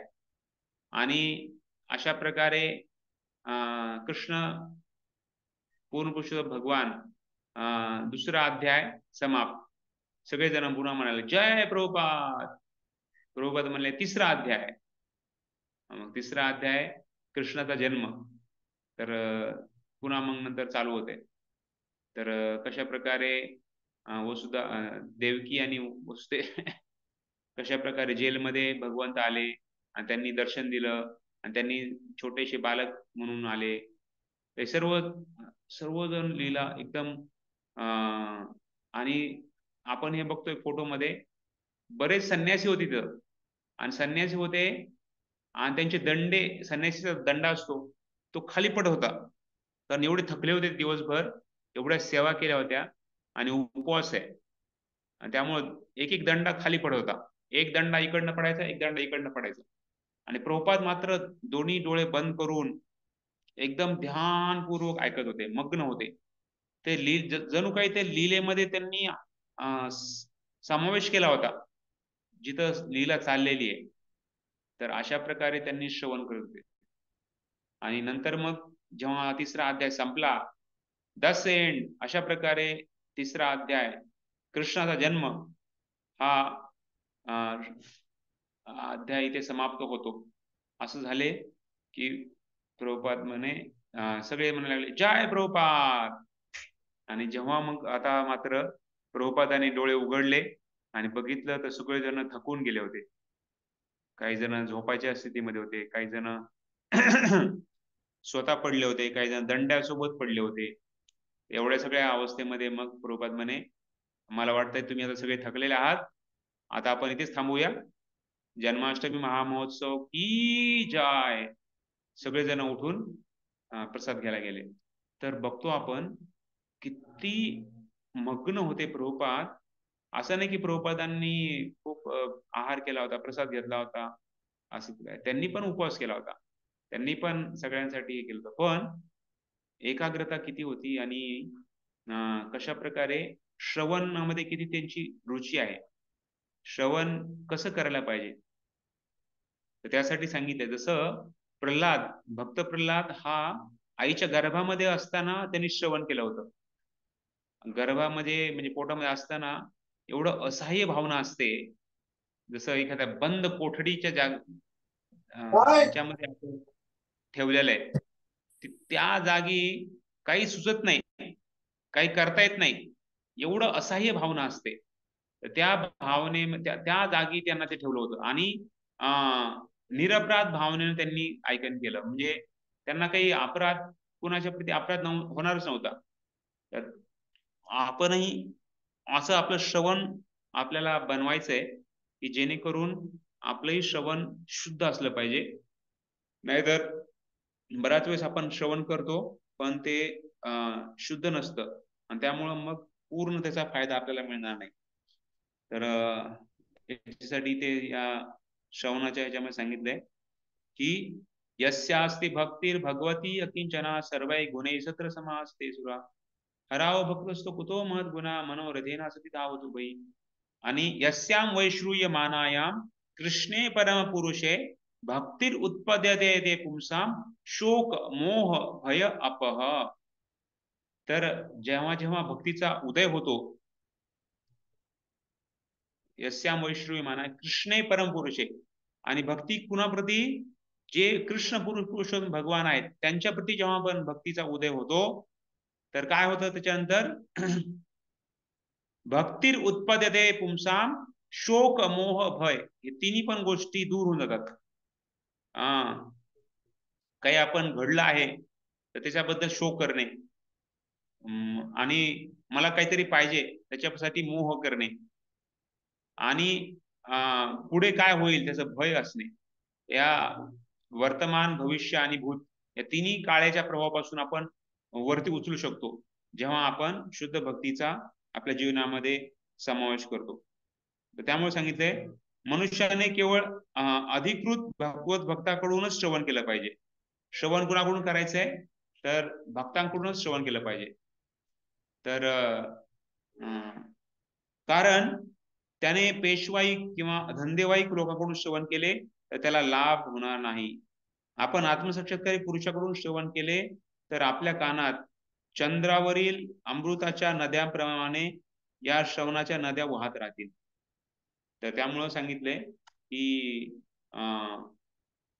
गुरुमुख पद्म वाक्य चित्ते करो या एक आरह करण म्हणे आशा, म्हणजे साधूंकडून किंवा गुरुंकडून जेव्हा मुखातून त्यांच्या शब्द येतात आणि आपल्या कानामध्ये प्रवेश करतात आणि कानामधून आपण जर शुद्धतेनं आपण श्रवण केलं असेल तर ते आतमध्ये जाऊन आपलं हृदय स्वच्छ करतात. त्यामुळं खास करून आपल्या हे श्रवण करताना खूप महत्वाचं आहे की आपण ते प्रामाणिक भक्तांकडून श्रवण केलं पाहिजे आणि एकदम असहाय्य भावनेने श्रवण केलं पाहिजे. कारण कलियुगातील आत्मसाक्षात्कारिता श्रवण हा एक महत्वपूर्ण उपाय आहे. देवाने आपल्याला 2 कान दिलेत जेणेकरून आपण श्रवण जास्त केलं पाहिजे. तर त्यासाठी आपण श्रवण शुद्ध जेवढं करता येईल तेवढा आपण प्रयत्न केला पाहिजे. तर आपण जेव्हा भगवंताबद्दल ऐकतो तर या भौतिक जगाच्या खूप काही गोष्टी आहेत आपण ऍक्च्युली ऐकण्यासारख्या किंवा बघण्यासारख्या किंवा वाचण्यासारख्या, पण या सगळ्या गोष्टी या भौतिकच गोष्टी आहेत. तर खरी सुंदरता जी आहे ना तर ती भगवंतामध्ये आहे. तर त्यामुळे आपण जेव्हा भगवंताची सुंदरता ऐकतो, जसं रुक्मिणीनं भगवंताबद्दल ऐकलं होतं, श्रवण केलं होतं, आणि त्यामुळं जेव्हा रुक्मिणीनं भगवंताच्या बद्दल नारद मुनी वेगवेगळे साधू यायचे त्यांच्या राजमहालामध्ये आणि त्यांच्याकडून त्या ऐकायच्या आणि ते ऐकून एवढ्या शुद्ध झाल्या, एवढं आकर्षण त्यांना भगवंताबद्दल वाढलं. तर श्रवणामध्ये किती शक्ती आहे की ज्या व्यक्तीला आपण बघितलं नाहीये तर त्या व्यक्तीचं पण आपल्याला आकर्षण वाढू शकतं. तर त्यामुळं हे सर्व श्रवणाचं महत्व आहे. तर रुक्मिणीनं जी प्रार्थना गायली ती प्रार्थना खूप म्हणजे प्रेरणा देणारी आहे. तर आपण ते म्हणणार आहोत. श्री रुक्मिणी उवाच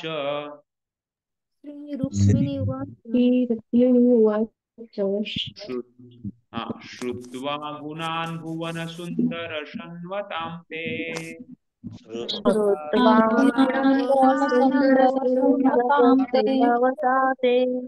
निर्विश्य कर्ण विवरैर्हरतोऽङ्गपातापम्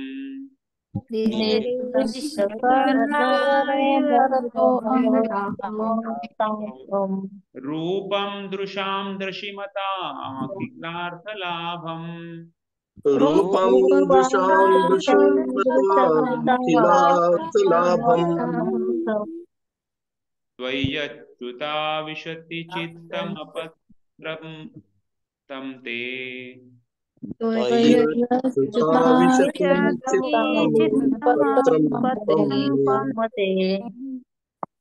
पुन्हा एकदा. श्री रुक्मिणी उवाच रुक्मिणी उवाच श्रुत्वा गुणान् भुवन सुन्दर शन्वतां ते श्रुत्वा गुणान् अन्वन्ताते निर्विश्य कर्ण विवरैर्हरतोऽङ्गतापम्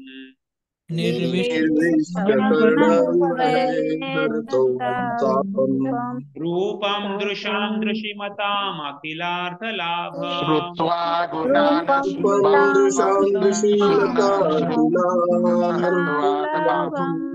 त्वय्यच्युता विशति चित्तमपत्रतं ते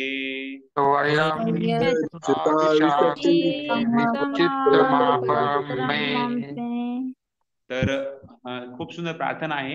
10व्या स्कंदामध्ये 52वा अध्याय आहे आणि 37वी हा श्लोक आहे. तर त्याच्यामध्ये ते सांगतात, रुक्मिणी सांगत आहे ते आपल्या पत्रामध्ये सांगितलंय. म्हणजे पत्रामध्ये जेव्हा ब्राह्मणाने पत्र घेऊन गेला आणि ब्राह्मणाने भगवंताच्या समोर पत्र वाचलं, तर तेव्हा ही प्रार्थना त्यांनी बोलली होती. तर काय आहे, तर ते म्हणत आहे श्रुत्वा गुणान भुवन सुंदर शन्वतां ते. म्हणजे भगवंत जे या भौतिक जगाची सुंदरता आहे आणि तुमचं गुणगान आम्ही खूप काही ऐकलंय जे आमच्या कानामध्ये जातं आणि भौतिक जे कल्मश आहेत, भौतिक दुःख आहेत, त्याला ते काढून टाकतं. आणि एवढंच नाही, तर तुमच्या सुंदरतेबद्दल जर ऐकलं तर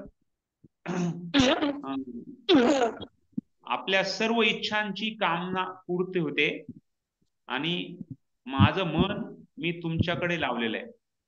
तर हे खास करून रुक्मिणी आपल्याला एक दाखवून देत आहे, त्यांचे आदर्श दाखवून देत आहे. कशा प्रकारे त्यांनी फक्त श्रवण करून भगवंताच्या बद्दल आसक्ती निर्माण केली. तर त्यामुळं प्रभुपाद सांगायचे, आपली जी कृष्ण भावनामृत जी संस्था आहे, तर ती डोळ्यापेक्षा कानावर आपली महत्व आहे. डोळ्यांनी आपण बघू पण आपल्याला समजेल का नाही माहिती, पण कानाने आपण श्रवण करू तर ते आपल्याला जास्त कळेल. तर त्यामुळं आपण जेव्हा धामामध्ये जातो तर तेव्हा डोळ्यांनी बघण्यापेक्षा कानाने श्रवण करून बघणं हे खूप शक्तिशाली आहे आणि प्रभावशाली आहे कलियुगासाठी. खास करून आपल्या भौतिक जगातील आपले खास करून जीवात्मे आहेत, तर त्यांना गुरुकडून आणि धाम दर्शकाकडून आपण ऐकलं पाहिजे. धामाबद्दल भगवंताच्या लीला श्रवण करून आपण भगवंताला समजू शकतो. आपण डोळ्याने बघितलं तर आपल्याला दिसेल असं माहित नाहीये, पण आपण श्रवण करून भगवंतांना आपण जाणू शकतो. तर त्यामुळे इथे रुक्मिणीची पण प्रार्थना हीच होती की त्यांनी पण भगवंताला भगवंताचे नाम, रूप, गुण आणि लीला या 4 गोष्टींचं श्रवण केलं होतं. आणि एवढ्या आतुरतेनं श्रवण केलं की त्यांना भगवंतालाच मला पाहिजे, मला बाकी भौतिक जगामध्ये या भौतिक जगातल्या कुणाला मला नको पाहिजे. तर त्यांनी फक्त भगवंताचंच आकर्षण एवढं विकसित केलं होतं. तर श्रवण किती महत्वाचं आहे ते आपल्याला कळू शकतं की आपण या अध्याय खास करून आपण ग्रंथ जे आहेत, तर जेव्हा आपण वाचत आहे, वाचणं पण एक श्रवण आहे आणि ऐकणं पण श्रवण आहे. तर अशा प्रकारे दोन्ही पण श्रवण, त्यासाठी श्रवण हा सगळ्यात महत्वाचा विधी आहे. 9 अंग जे आपण सांगितलेत खास करून 9 अंग भक्तीचे, त्यामध्ये पहिला अंग आहे श्रवण. तर त्यामुळं या श्रवणाचं खूप महत्व आहे. आणि इथे सांगितलं पण आहे की कशा प्रकारे आपण एखाद्या भौतिकवादी व्यक्तीला जर भौतिक वस्तूपासून भौतिक विषयी असलेली उत्कंठा सोडून द्यायची असेल तर केवळ कृष्ण भावनेमध्ये स्थित झाल्यावर शक्य होते. आणि खास करून स्थित कसं होणार आहे, तर श्रवण करून. भगवंताच्या लीलेचं श्रवण करू. तर एवढं भगवंताच्या लीलेचं श्रवण केलं तर त्याला सुखाची प्राप्ती होईल आणि बाकी भौतिक जगाच्या प्रलोभनापासून मुक्ती होईल. अर्जुनाने अशा ध्वनीचे आपल्या कानाद्वारे स्वागत केले आणि अशा प्रकारे तो भौतिक समस्येच्या सर्व भ्रमापासून मुक्त झाला. तर अर्जुनाने पण श्रवण केलं होतं. त्यामुळं अर्जुन तर म्हणतो मला आता युद्ध पण करायचं नाही, पण भगवंताकडून श्रवण करून त्यांनी स्वतःच जे आपली स्थिती होती, एक क्षत्रिय आहे, क्षत्रिय धर्म आपण आपला पाळला पाहिजे आणि त्यांनी मग त्याच्यानंतर युद्ध केलं. तर परीक्षित महाराज त्यांनी पण कशा प्रकारे श्रवण करून दाखवलं की एवढ्या 7 दिवसामध्ये मृत्यू येणार आहे, पण तरी पण त्यांनी एकाग्रतेनं म्हणजे एक व्यवसायात्मिक बुद्धी एक करू नंदना, म्हणजे एक ध्यानपूर्वक असं श्रवण केलं. त्यामुळे आपल्याला माहिती आहे कशा प्रकारे त्यांना तक्षक नावाचा साप येऊन चावायच्या अगोदरच त्यांनी भगवत धामाची प्राप्ती केली होती, फक्त श्रवण करून. त्यामुळे श्रवणाचं महत्व आहे, खूप खूप महत्व सांगितलेलं आहे. आणि भगवंताला उत्तम श्लोक म्हणून नावाजलं जातं. भगवान कृष्णाच्या शुद्ध भक्तीची अभिलाषा असणाऱ्याने नित्यनिरंतर त्यांच्या दिव्य गुणांचे आणि चरित्रांचे श्रवण केले पाहिजे. त्यामुळं त्याच्या हृदयातील सर्व अमंगल गोष्टीचा नाश होऊ शकतो. तर त्यामुळे श्रवण हा खूप महत्वाचा विधी आहे. कुणाला काही प्रश्न आहे का याच्याबद्दल? श्रवण.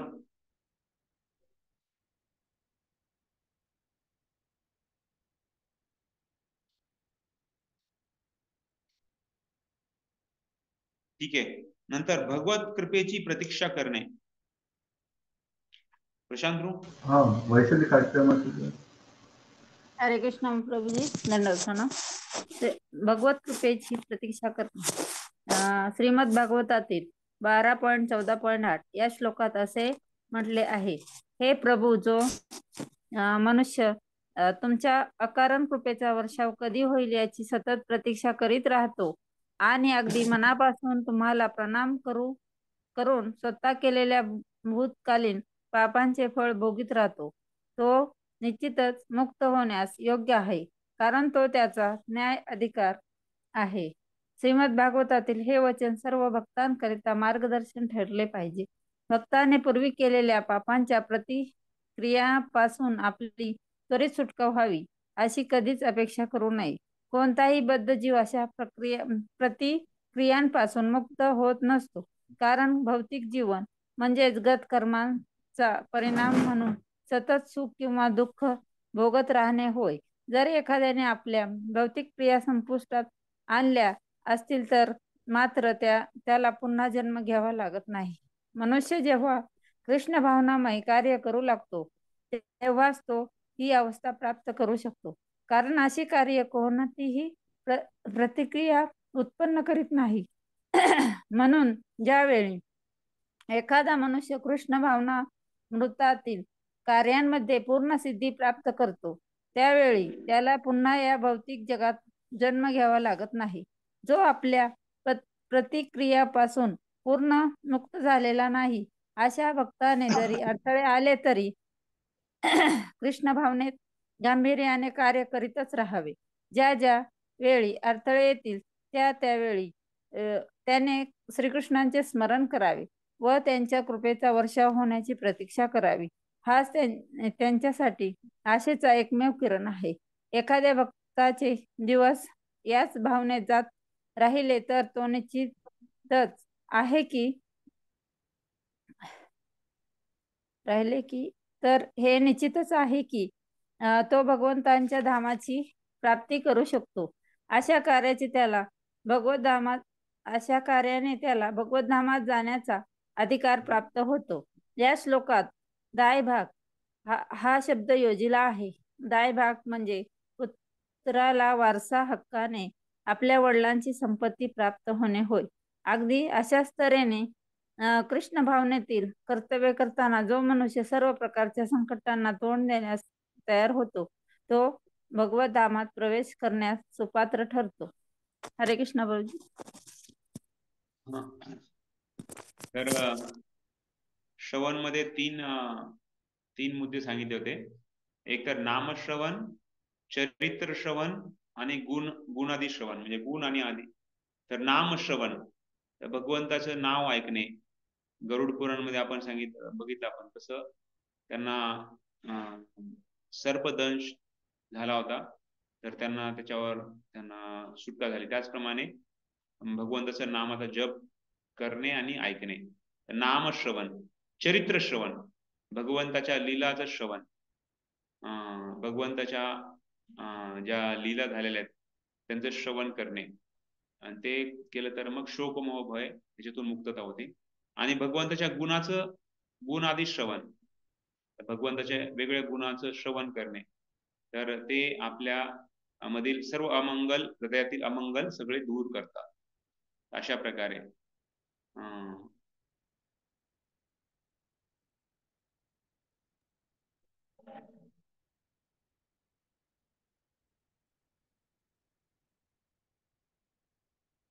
तर त्याचप्रमाणे मी पण सांगितलं कशा प्रकारे आपण जसं मंत्र ऐकल्यानं, भगवंताचं मंत्र ऐकलं तर हृदयातील जे इंद्रिय भोग करण्याची इच्छा आहे, तर ते इंद्रिय भोगचं जे विष आहे ते आपल्याला निघून जाईल. जसं मंत्र जप केल्यानं विषारी साप हा, म्हणजे मंत्र जप केल्यानं तो विष निघून जातं एखाद्या व्यक्तीला जेव्हा सर्पदंश झालेला आहे. त्याचप्रमाणे आपला मंत्र जप केला तर आपल्यामधील जे दुर्गुण आहेत किंवा जन्मोजन्मी आपण जे साठवून ठेवलेलं आहे, तर ते सर्व निघून जातं. तर प्रभुपादांनी आपल्या भक्तांना कशा प्रकारे मार्गदर्शन केलं.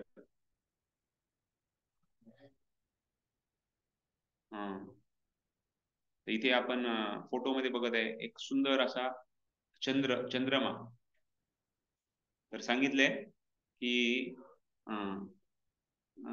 चंद्रमाची जी लाईट आहे ती एकदम म्हणजे असं आपली एकदम काम, म्हणजे एकदम शांततेनं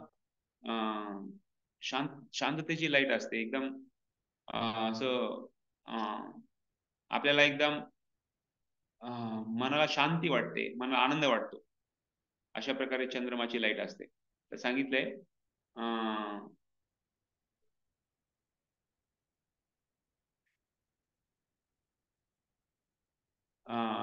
शुद्ध भक्ताचा जो चेहरा आहे तर तोही जीवात्म्याला आकर्षित करतो. असं इथे प्रभुपादांना बघतोय आपण की प्रभुपादां जर बघितलं तर खूप वय त्यांचं वयस्कर होते, आणि बघितलं तर त्यांना एवढी फ्लुएंट इंग्लिश नव्हती येत, म्हणजे खूप प्रभाव करणारी इंग्लिश नव्हती येत. किंवा अमेरिकेमध्ये सांगितलं होतं की 30 वर्षापेक्षा अधिक लोकांवर विश्वास ठेवू नका. तर या सर्व गोष्टी होत्या, पण तरी पण त्यांच्यामध्ये जसं चंद्र हा सर्वांना आल्हाद करणारा आहे, आनंद देणारा आहे, त्याचप्रमाणे शुद्ध भक्त हे सर्व जीवात्म्यांना आकर्षण करणारे आहेत आणि त्यांना खरा आनंद आणि खरं जे शांतीचं रहस्य ते देणारे आहेत. तर त्यामुळं शुकदेव गोस्वामी कृष्ण कथा हे पण एक अमृताची नदी आहे, तर ते सांगतात, जे चंद्रमाच्या प्रकाशासारखी आहे. आणि आपण शुद्ध भक्तांच्या मुखातून जे शब्द आलेले आहेत ते आपल्या कानामध्ये घेतो आणि आपल्याला ते आध्यात्मिक शक्ती देतात. आणि नंतर आपण वाचलं भगवत कृपेची प्रतीक्षा करणे, तत्कृपेक्षणम. तर भगवंताची कृपा याची प्रतीक्षा करणे.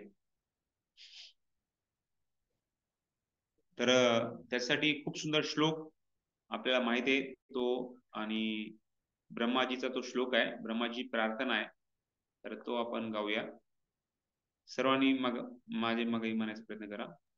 तत्तेनुकंपां सुषमीक्षमानो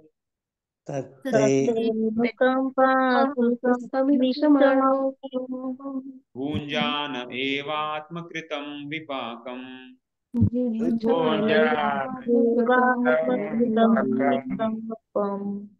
ऋद्वाग्वपूर्भिर्विदधन् नमस्ते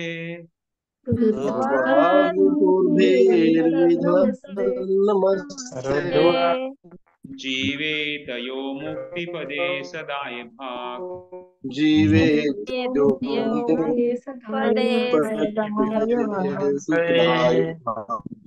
दहाव्या स्कंदामध्ये 14व्या अध्यायातला 8वा श्लोक आहे.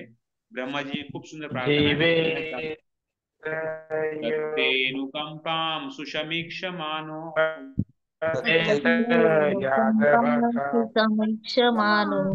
भुञ्जान एवात्मकृतं विपाकम्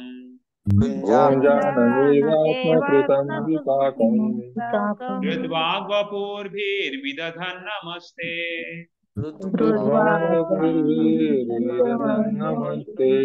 जीवेतयो मुक्तिपदे सदाय भाग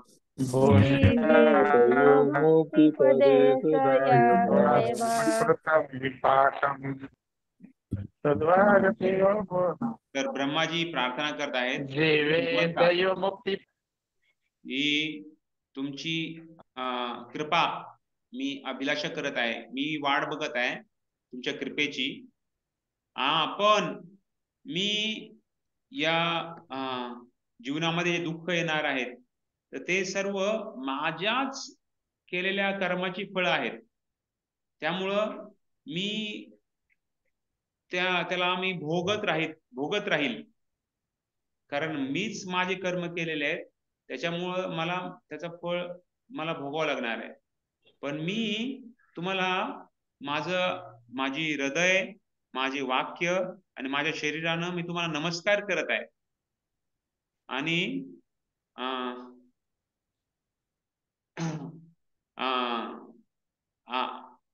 अशा प्रकारे मी तुम्हाला शरण जात आहे. आणि या भावनेमध्ये जर कोणी असेल तर त्याला मुक्ती मिळणं हे स्वाभाविक आहे. दायभाग म्हणजे इथे सांगितलंय कशा प्रकारे दायभाग म्हणजे पुत्राला वारसा हक्काने आपल्या वडिलांची संपत्ती प्राप्त होणे होय. म्हणजे आपल्याला जास्त काही करायचं नाहीये. मुलाला फक्त आपल्या आई वडिलांचं नातं तोडलं नाही पाहिजे, नाहीतर भांडणं किंवा आई वडिलांना सोडून जाणं तर मग त्याला वारसाचा हक्क नाही मिळणार. तर वारसाचा हक्क मिळण्यासाठी कमीत कमी त्यांनी चांगलं तर करू शकतो तो, चांगलं आई वडिलांची सेवा करणे, आई वडिलांना त्यांच्या कार्यामध्ये मदत करणे, बिझनेस मध्ये वगैरे वगैरे, ते तर खूप चांगलं आहे. नाहीतर कमीत कमी आई वडिलांबरोबर राहणे, फक्त राहिल्यानं त्याला तो वारसाचा हक्क त्याला मिळतो. त्याचप्रमाणे इथे सांगितलंय की कृष्ण भावनेमधील कर्तव्य करताना जो मनुष्य सर्व प्रकारच्या संकटांना तोंड देण्यास तयार होतो तो भगवत धामास प्रवेश करण्यासाठी सुपात्र ठरतो. म्हणजे त्याला भगवत भक्तीनं त्याला भगवत प्राप्ती होणे हे दायभाग आहे, हे त्याचा वारसा हक्क आहे. त्यामुळं इथे ब्रह्माजी प्रार्थना करत आहे की भगवंता मी तुमची अभिलाषा, माझी एवढीच अभिलाषा आहे की मला माझे शब्द, माझे हृदय आणि माझे शरीर हे तुमच्या सेवेमध्ये लागावे. आणि आदर्शपूर्वक मी त्यांना प्रणाम करत आहे. माझ्या पाप कर्माची फळं मी भोगायला तयार आहे आणि तुमचा आशीर्वाद माझ्यावर राहावा. तर अशा प्रकारे त्यांनी प्रार्थना केली. तर ब्रह्माजी आपल्याला माहिती आहे कशा प्रकारे ब्रह्माजी ब्रह्मविमोहन लीला झाली होती. ब्रह्माजीनं कशा प्रकारे मुलांना त्यांच्या खास करून जे वासरू होते आणि जे मुलं होते त्यांचे गोप म्हणजे भगवंताचे जे मित्र कंपनी होते त्या सर्वांना चोरून नेलं होतं. आणि ते म्हणले की भगवंत जर खरंच भगवंत असतील तर मला दाखवतील. तर 1 वर्ष भगवंतांनी स्वतःला या बछड्यांच्या म्हणजे वासरांच्या आणि गोपांच्या रूपामध्ये विस्तार केला होता आणि कोणालाच कळालं नाही, ब्रह्माजीला पण कळालं नाही. तर ब्रह्माजी एकदम विमोहित झाले होते आणि ब्रह्माजीने अशी प्रार्थना भगवंताला अर्पण केली होती. तर तर आपण कालच बघितलं 3 प्रकारच्या प्रार्थना आहेत. कुणी सांगू शकतं कुठल्या 3 प्रकारच्या प्रार्थना आहेत? प्रभूजी सांगू? हा, हरे कृष्ण. येस. पहिली संप्रार्थनात्मिका, हा, दुसरी आहे ती दैन्यबोधिका आणि तिसरी आहे लालसामयी. हा, बरोबर. आणि त्याचे उदाहरण पण तुम्ही दिले होते की जी पहिली प्रार्थना संप्रार्थनात्मिका, तर त्याच्यामध्ये आपण भगवंताचे गुणगान करतो आणि आपल्या स्वतःला लहान समजतो. आणि दैन्य बोधिकामध्ये तुम्ही हे सांगितलं होतं की आपण म्हणजे अगदी नीच आहे, आपण अगदी पापी आहे, त्या पापी भावनामध्ये आपण भगवंतांना प्रार्थना करतो. आणि तिसरी जी दैन्य भावना, आणि तिसरी जी लालसामयी सांगितली होती त्याच्यामध्ये तुम्ही तुलसी आरतीचं उदाहरण दिलं होतं की कसं आपण एक लालसा करतोय की मला वृंदावनमध्ये स्थान द्या, निकुंजवनामध्ये स्थान द्या, असं तुलसी महाराणी प्रार्थनेमध्ये आपण ते म्हणतोय ते लालसा. अशा आपल्या ऍक्च्युली असं बघितलं ना तर आपले सगळे वैष्णव भजन आहेत ना, तर हे 3 प्रकारच्या या प्रार्थनेमध्ये किंवा या प्रकारामध्ये मोडतात. त्यामुळे आपण जेव्हा आपण वैष्णव भजन आपण गातो तेव्हा आपण त्याचा अर्थ आपण समजून घेतला पाहिजे. आणि मग अर्थ समजला तर मग आपण सहजासहजी या 3 प्रकारे विभाजनमध्ये ते आपल्याला टाकू शकतो आपण, की कसं भगवंताबद्दल गुणगान गायलेलं आहे आणि आपली एक अभिलाषा काय आहे हे पण व्यक्त केलेले आहे आपल्या वैष्णव म्हणजे आपले आचार्यांनी. आणि त्याचबरोबर स्वतःची दयनीय स्थिती पण त्यांनी मांडलेली आहे. तर असं जर आपण बघितलं तर सगळं काही आपण असं वेगवेगळ्या कॅटेगरीमध्ये आपण विभाजन करू शकतो. तर अशा प्रकारे आपण आपली स्वतःची पण एक म्हणजे आपण आपल्या प्रार्थनेद्वारे भगवंताला आपण प्राप्त करू शकतो.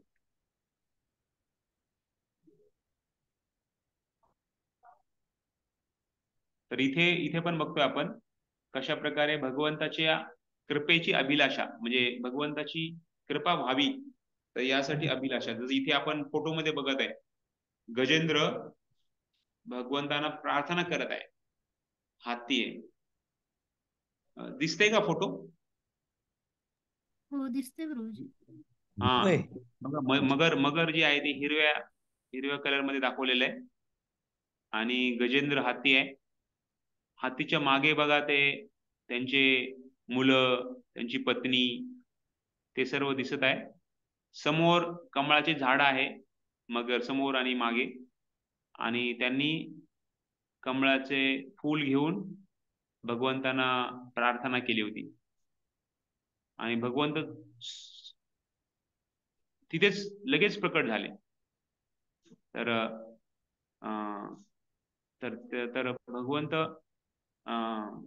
भगवंताची कृपेची अभिलाषा. इथे ब्रह्माजीची प्रार्थना जर आपण आता बघितली तर कशा प्रकारे चतुर्मुखी ब्रह्मा आणि ते प्रार्थना करत आहेत भगवंतांना.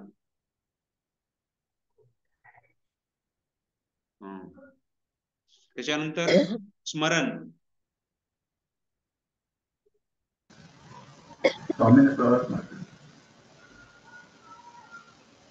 हरे कृष्ण. हरी बोल प्रभूजी. माझं मागच्या वेळी पण नव्हतं नाव घेतलं. वैशाली पवार.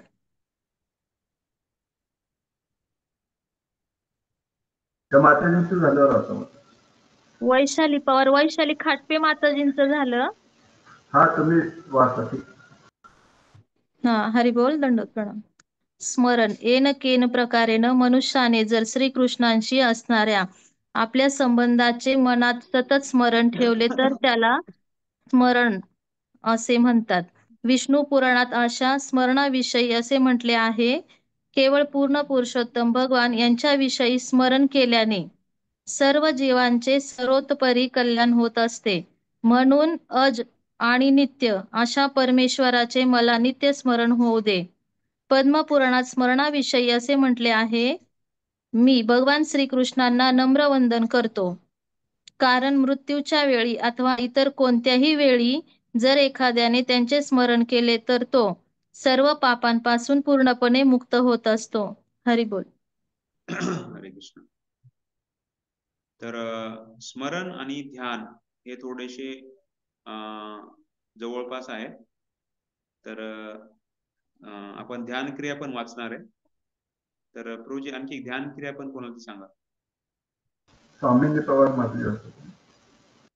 हरी बोल प्रभू. ध्यानक्रियेत मग्न असणे म्हणजेच मनाने भगवंतांचे रूप, गुण, लीला आणि सेवा यांचे कीर्तन करणे होय. कोणत्याही अव्यक्त किंवा शून्यवत गोष्टीचे ध्यान होऊ शकत नाही. वैदिक शास्त्रानुसार भगवान विष्णूंच्या रूपाचे सदैव ध्यान केले जाते. नरसिंह पुराणात भगवंतांच्या रूपाचे ध्यान अशा प्रकारे वर्णिले आहे.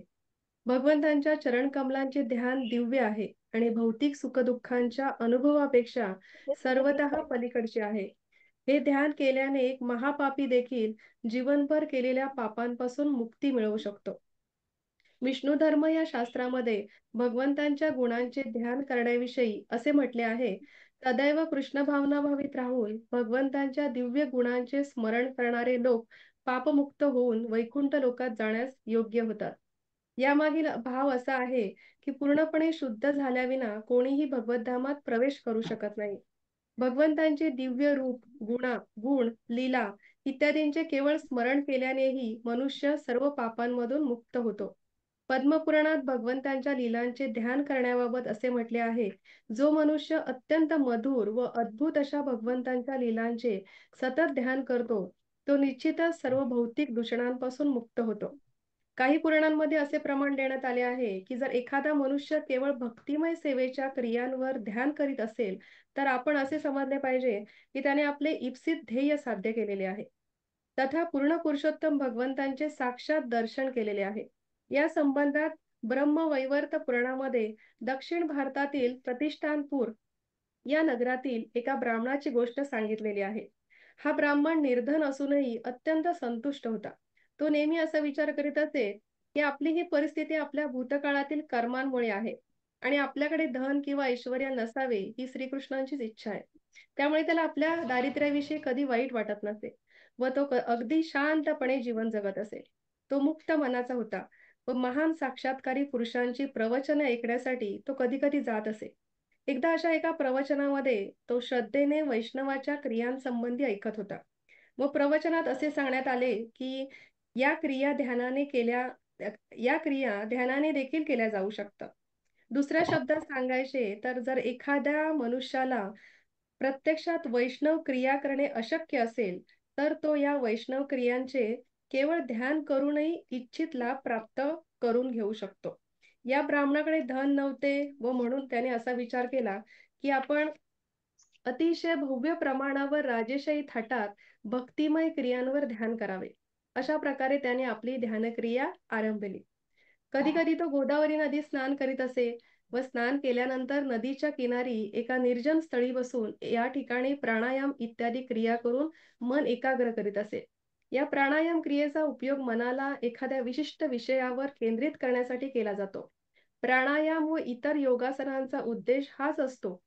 पूर्वीच्या काळात अगदी सर्वसाधारण लोक देखील भगवंतांच्या स्मरणावर मन कसे केंद्रित करावे हे व्यवस्थितपणे जाणत होते व म्हणून हा ब्राह्मण देखील तसे करीत होता.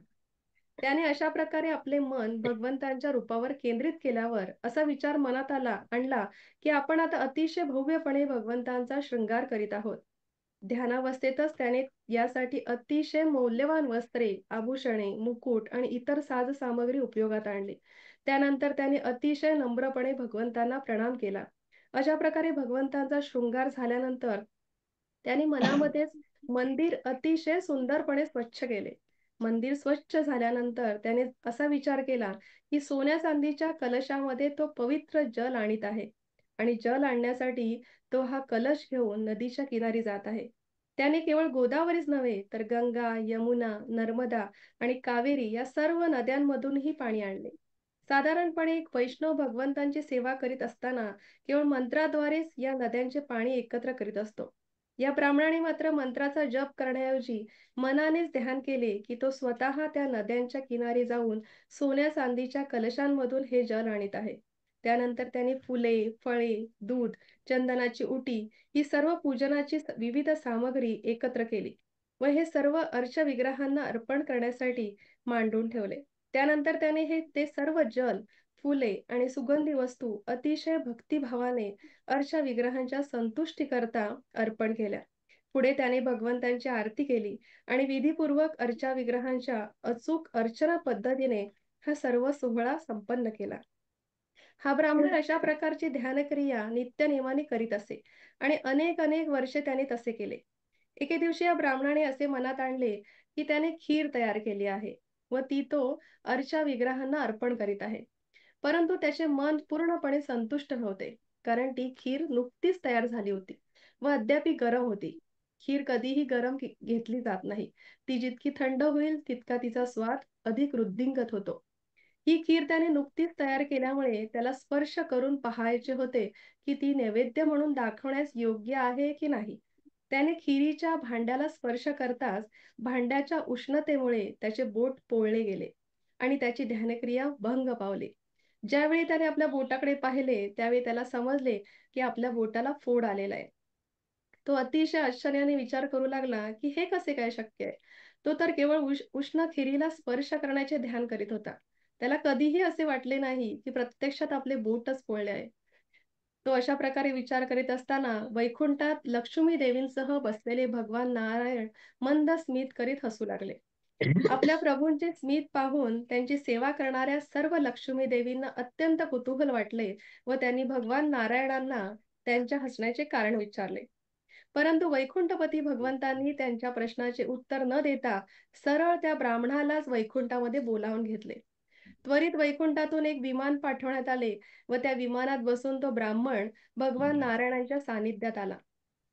ज्यावेळी हा ब्राह्मण भगवान नारायण आणि लक्ष्मी यांच्या समोर आला त्यावेळी भगवंतांनी त्याची पूर्ण कथा सांगितली.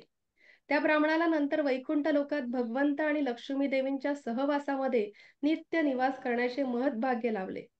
या गोष्टीवरून हे सिद्ध होते की जरी भगवंत आपल्या निवासस्थानी स्थित असले तरी देखील ते सर्वव्यापी आहेत.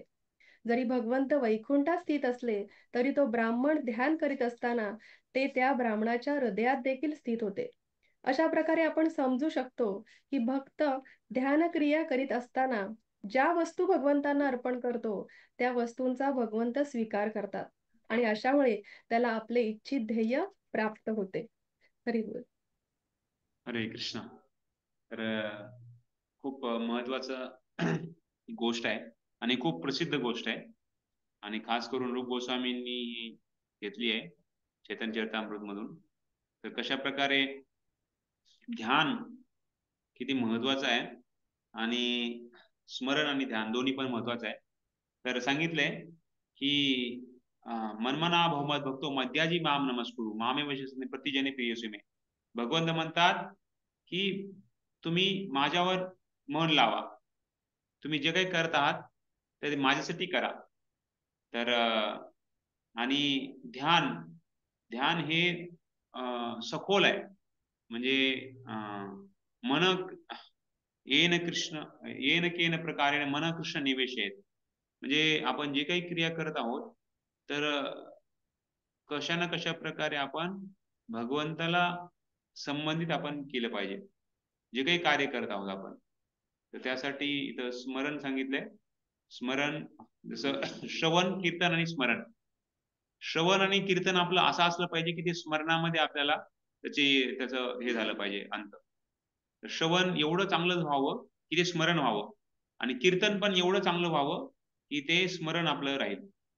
तर प्रभुपाद म्हणायचे श्रवण कीर्तन स्मरण विष्णू, म्हणजे जे काही श्रवण कीर्तन स्मरण आहे ते कशाबद्दल? विष्णूबद्दल, तर भगवंताबद्दल.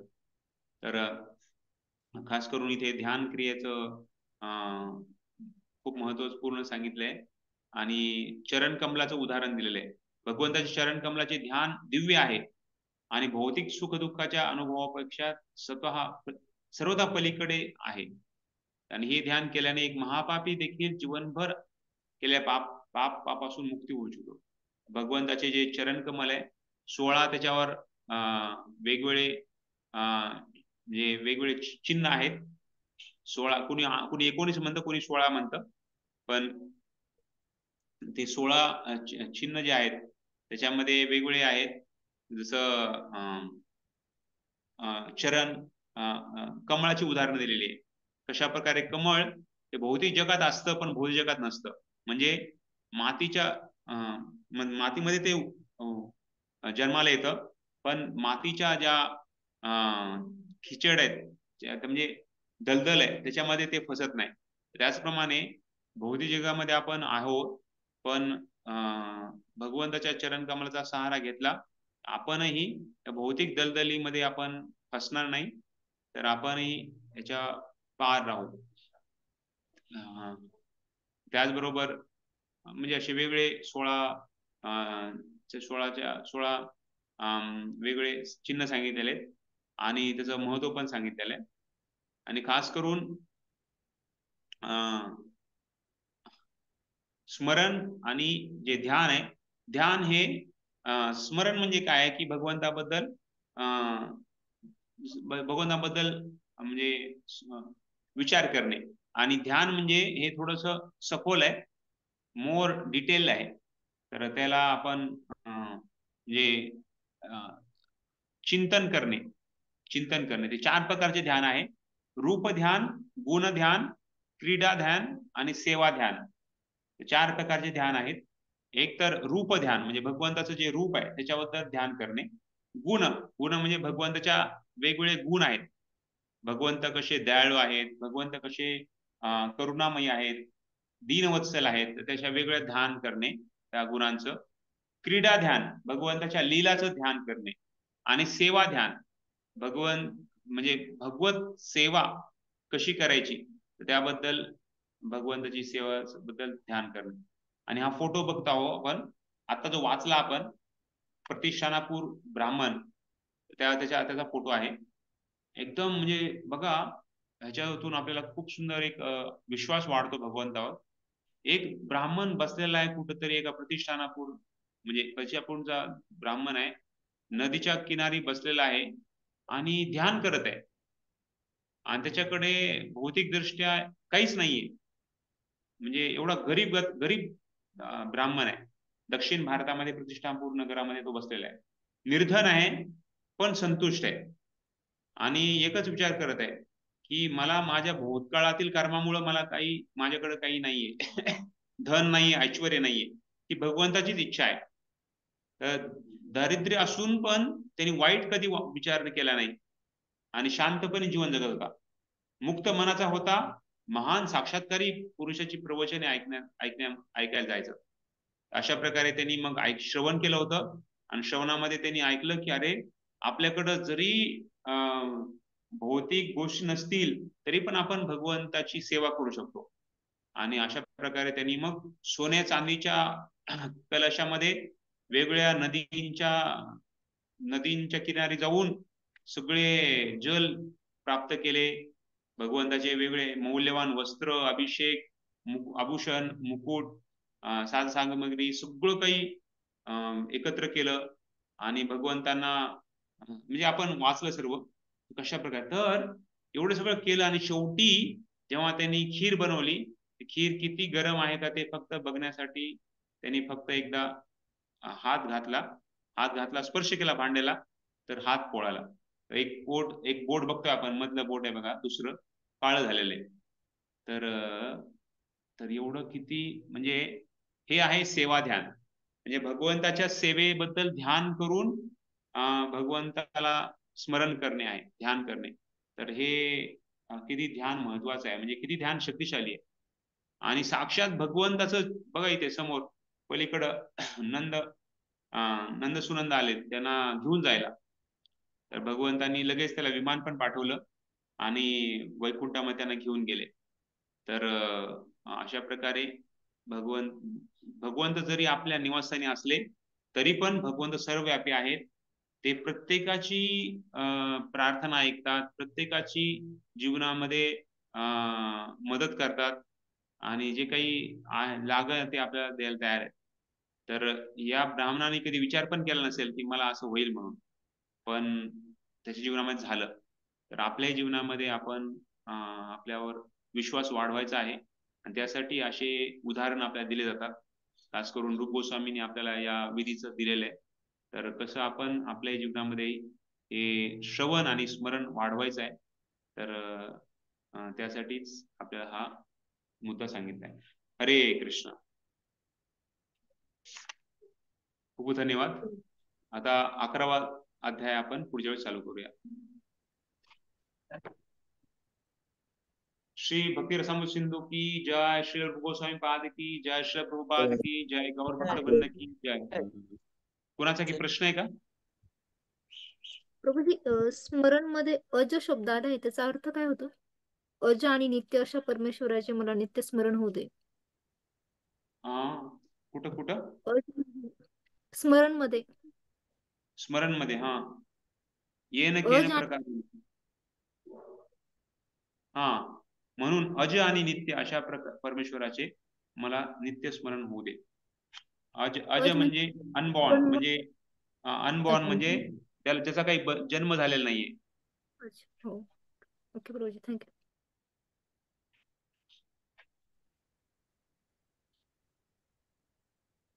ठीक आहे, धन्यवाद. हरे कृष्ण. हरे कृष्ण. हरे कृष्ण.